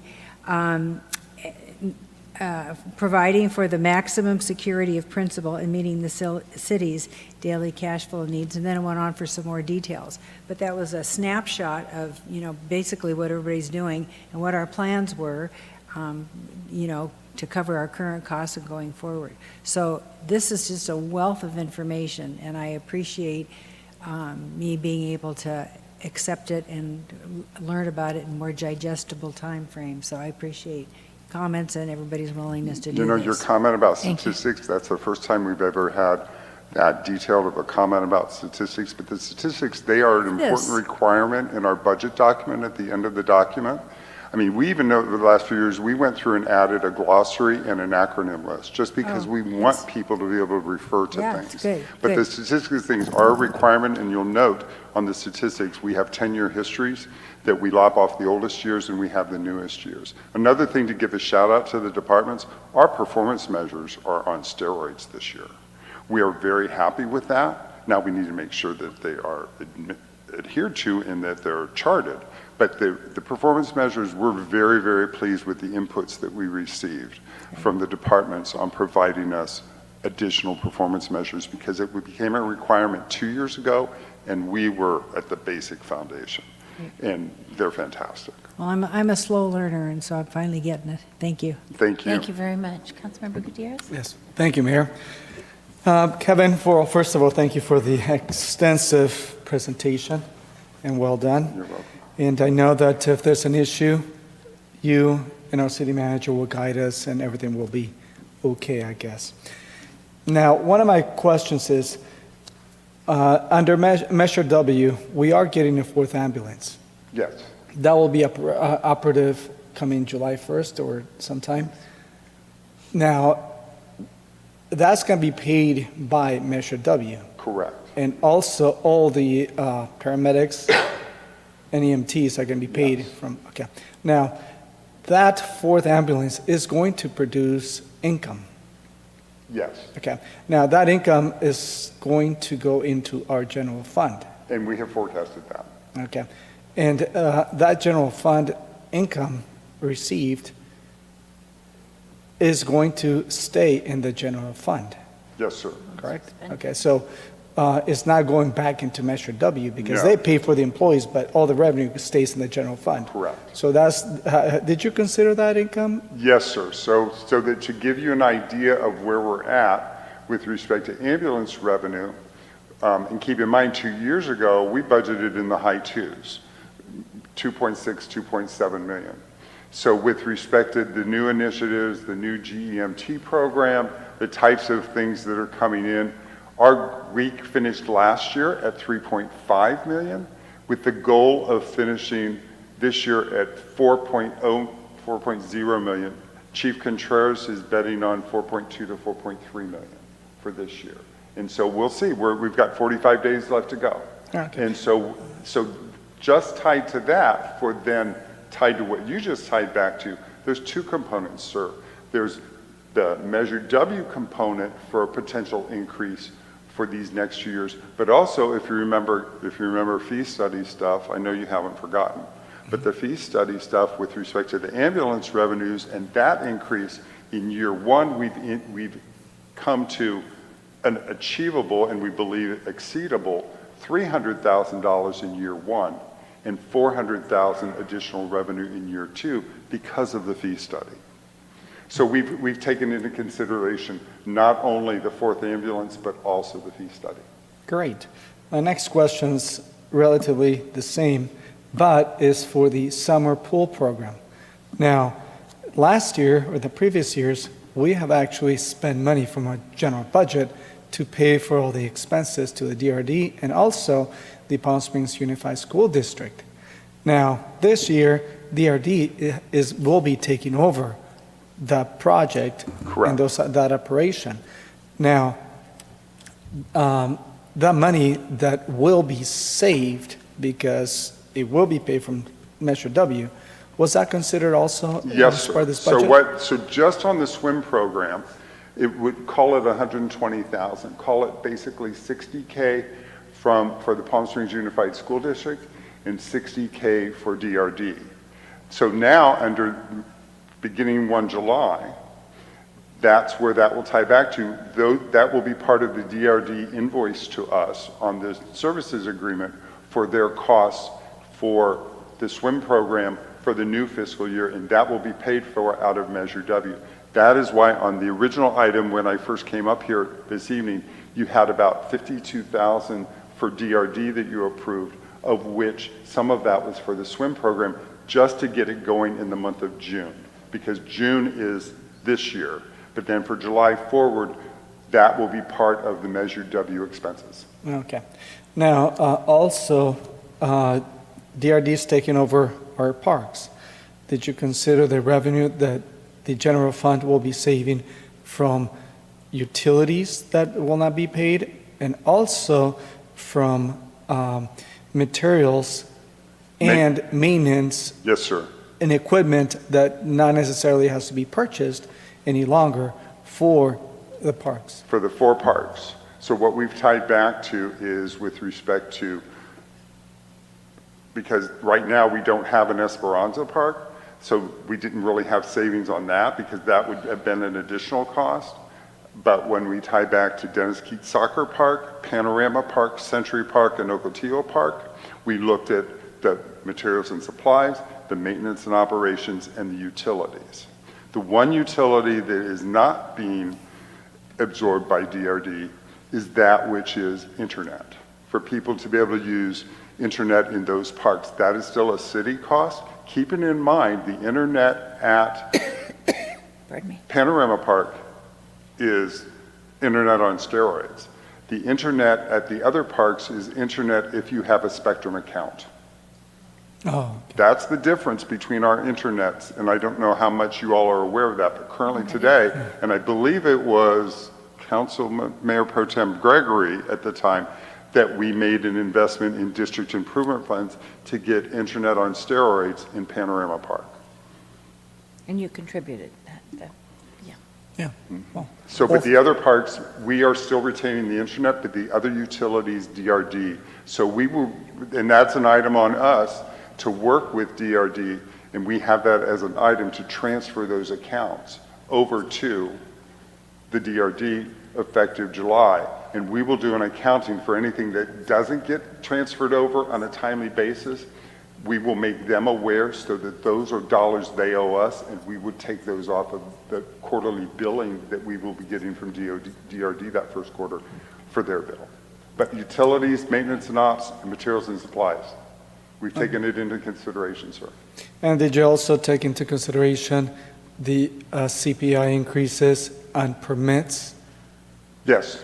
So with respect to the fee study that was done, both from the development impact fee, which doesn't affect the general fund, but that which was done for the user and regulatory fee study, we took that into consideration too. Well, I feel like we're in great hands with your guidance and that of staff, and I Thank you. think everything will be okay. Thank you. Fingers crossed. Thank you. Councilmember Gregory? And I asked my questions, but of course I do thank you for all of your work. You know what, it's nice to get to here. It has been a lift, as I said before, but it's been a collaboration because of how we've incorporated city staff into our ERP. Yeah. And as you said, as you've told us before, and we all know a budget is a plan. And so I think you've shared, and I also appreciate that, especially in these uncertain times, although it's great to get to this point and get it in, it's not going to be something that we can just kind of work off and ignore for a while. It's going to be something that's going to need constant attention. So I look forward to continuing to work with you and your staff on that. We will be here. thank you. Happy to be here and proud to serve. I appreciate your presentation tonight. I just want to share that, I think this is my 5th year, and how far we've come. 5 years isn't, unless you're talking about a baby to 5 years, that's a big deal. But, for the most of us, 5 years isn't much. 5 years from now, we're all going to be, just a little bit older. 5 years, we've done so much in this city, and a large amount of that has been under your stewardship. So I do greatly appreciate that. Thank you, ma'am. We appreciate You're very it. welcome. And I think we're done. I think we're done with you. Almost. I think Yeah, Tracy, we're going to. Yeah, Tracy's we're going to, not but we quite don't need there him to yet. stand up here for that. Yeah, that's right. So do we have any public comments, please? We do not have any request to speak forms for this item, but if you're a member of the public and you wish to provide public comment, please raise your hand. I see no hands raised, Mayor. Thank you. Do we have a motion, please? Move approval? So we have a motion by Mayor Pro Tem Gregory and a second by Councilmember Lamb.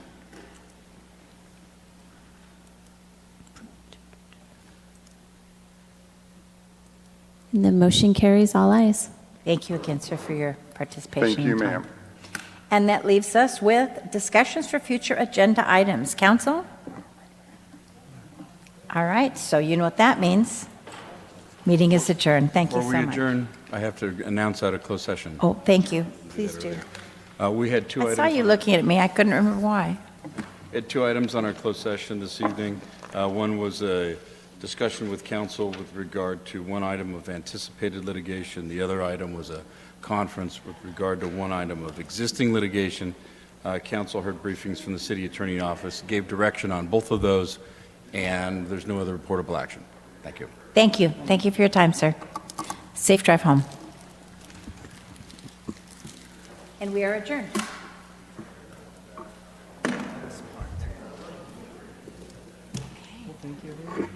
Thank you, everyone.